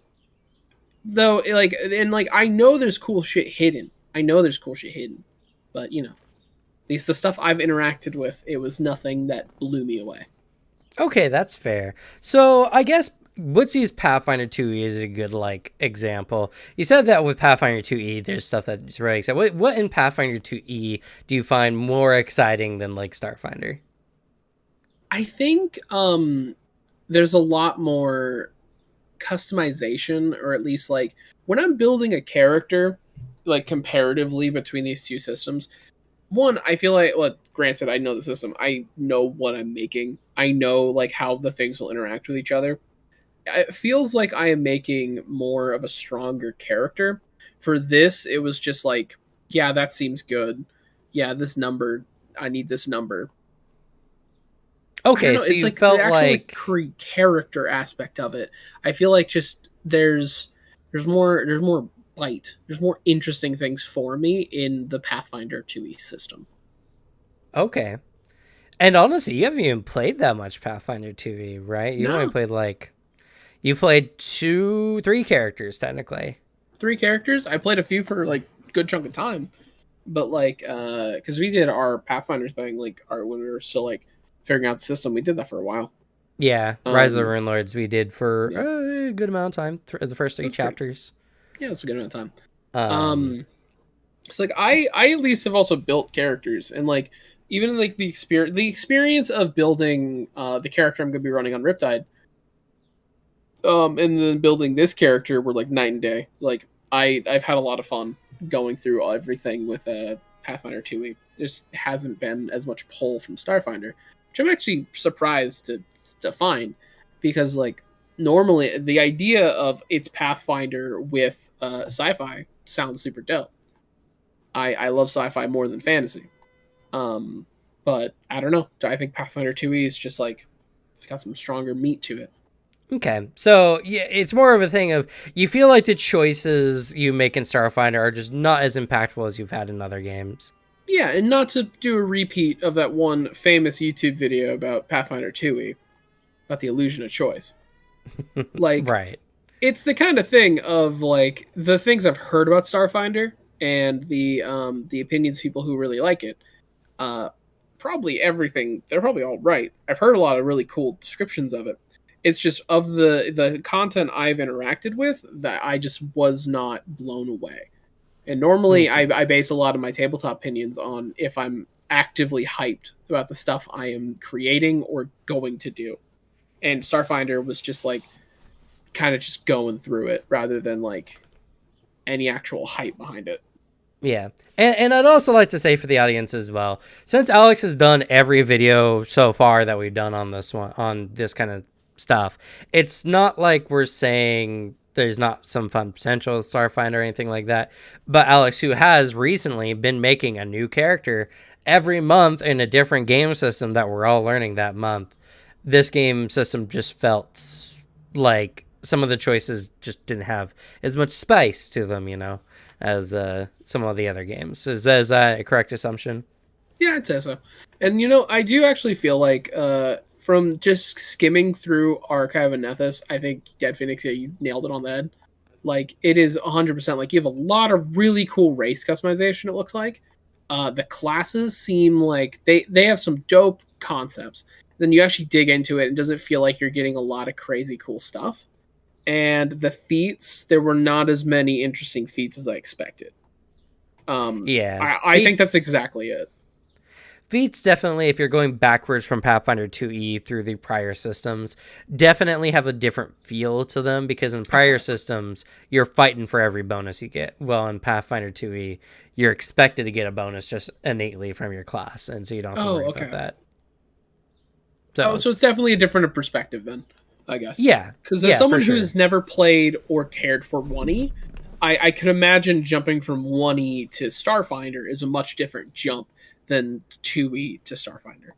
Yeah, it is. Yeah. Like I said, it's like the weapon specialization and weapon focus feats or whatever that give you that +1 to hit and the plus extra damage or whatever. Yeah. That's just the kind of games that these systems are. But okay, all right. That's fair. Let's carry on. Was there anything that rubbed you kind of the wrong way about Starfinder, or anything you just kind of didn't like? I honestly, I've said it so many times. If I just had a paper sheet, I think I would have had more of a better time. It was 100% Roll20 sheet fucked over my experience a good amount. Because it was just annoying to like actually fill out. It was annoying to just work with. If I had a paper sheet, much better. That's more on the Roll20 aspect than the actual system itself, so I can't really knock it for that. It is not the system's fault, because it was not designed for Roll20. Okay, that's fair. And there was nothing of the system that rubbed me the wrong way. It was just I did not get actively excited at the mechanics I was given. Okay, so a big part character sheet and a little part just getting certain feats or abilities were not necessarily impactful. Yeah, no, there are hype moments in this game, but it's because we made it rather than the game provoked it. I like the little fist fight, like steal the data pad thing. That was a fun little moment. I liked going into the train and just fucking with the security guard. Good time. That's more we're playing a game with people who are role playing and all, and like creating a story in this moment rather than like the game itself giving us like ways to like approach a situation. It feels like. Okay. All right. That's fair. What was the role you were trying to play, and did you feel like you were able to accomplish that in this session? Rogue / kind of face, and seems like it worked. Seems like it worked. I made decent checks. I made a 30 difficulty couple times. Like getting out. Yeah, I made us some clutch face checks. I bluffed right off the bat with an aid to like, no, we're meant to be here. Don't do anything yet, so we can get some sneaky hits in. So I'd say I filled my role. That's fair enough. Okay, that's good. That's good. How likely would you be to recommend Starfinder to anyone on a scale of 1 to 10? 1 being I would never recommend this to anyone else, and a 10 being I'm going to tell everyone about this game. I think it's a really fun game. Solid 5. Solid 5. It'd be a thing of like, yeah, like Starfinder. Yeah, I've done it. It's cool. I think it's fine. If you like Pathfinder 1, you'll like it. Okay. It's not going to be something I'll scream its praises to the high heavens, but it's not a bad system. No, I wouldn't call it a waste of time. That's fair. All right, excellent. Well, do you got any final stuff to give the audience on Starfinder before we end here? If you like Starfinder, good for you. I'm happy you like the system. Happy you get a lot of joy from it. There's some pretty cool, interesting, like stuff that you would say is the fun of Pathfinder that like say I'm definitely missing from the experience, feel free to chat about it in our Discord, because I would like to hear like how cool this system is. Because I mean honestly, I'd love to be proven wrong in any like I guess not fully positive opinion I have about the system. I want every tabletop system to be hype. It's true. Especially space fantasy. Exactly. I love me some cool sci-fi shit. If there's some stuff that I've just straight up missed and neglected, feel free to gush about it in our Discord. All right. Excellent. Alrighty. Well, I guess we're going to hop on to the other chat here. Yeah. All right. We are back. The bot died in the meantime. Well, that's fine. We're going to go ahead and close things out here. Let's go ahead and draw from the raffle. See who won our mystery prize, or not mystery prize, but our sudden extra giveaway item here. Let's see. Hey, Jess! Jess wins. So, who did Jess want that to go to? Is that for you, Alex? Is just voting for you again? I'll take it, but like, I wouldn't. You don't have to give it to me. I was here for the minis. All right, well, Jess can dictate what happens to it. If Jess wants me to record blowing it up somewhere, we can do that too, I suppose. So, Jess, when you feel like it, go ahead and let me know. And I'll do an extra solid for you, Jess.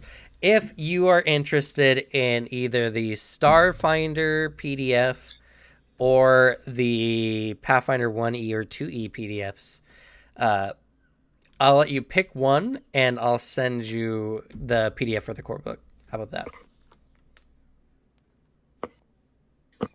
Decent get. Yeah. So, Jess, let me know if you're here still. And beyond that, yeah, let me know, I guess, who you want to receive this. I can send this to Vale or Quentin or whoever, I don't know if any of them would be very interested. It's all Pathfinder 2E stuff, but who knows? But yeah, with that, I guess we're going to go ahead and end for today. Thank you all so much for being here. Thanks to all those who stuck out through. Honestly, it's not bad for a one shot as far as viewer count is concerned. Probably a lot more people sticking around for the giveaway this time around, but that's why we do giveaways, and that isn't that the reason anyway. Get people to stick around and more people to show up. So can't be upset about that. I liked the game. There's actually some things I really do like about Starfinder that I find are very interesting, but I think the same as with Shadowrun, you can't get a solid impression of this game in like one session. Like some games you can. I feel like Vampire the Masquerade, you can get a lot of it in the first session, Lancer was another one that actually I felt like we got a lot on the Lancer stuff in the first session as far as the rules are concerned. And some games are just going to be easier to pick up in one session.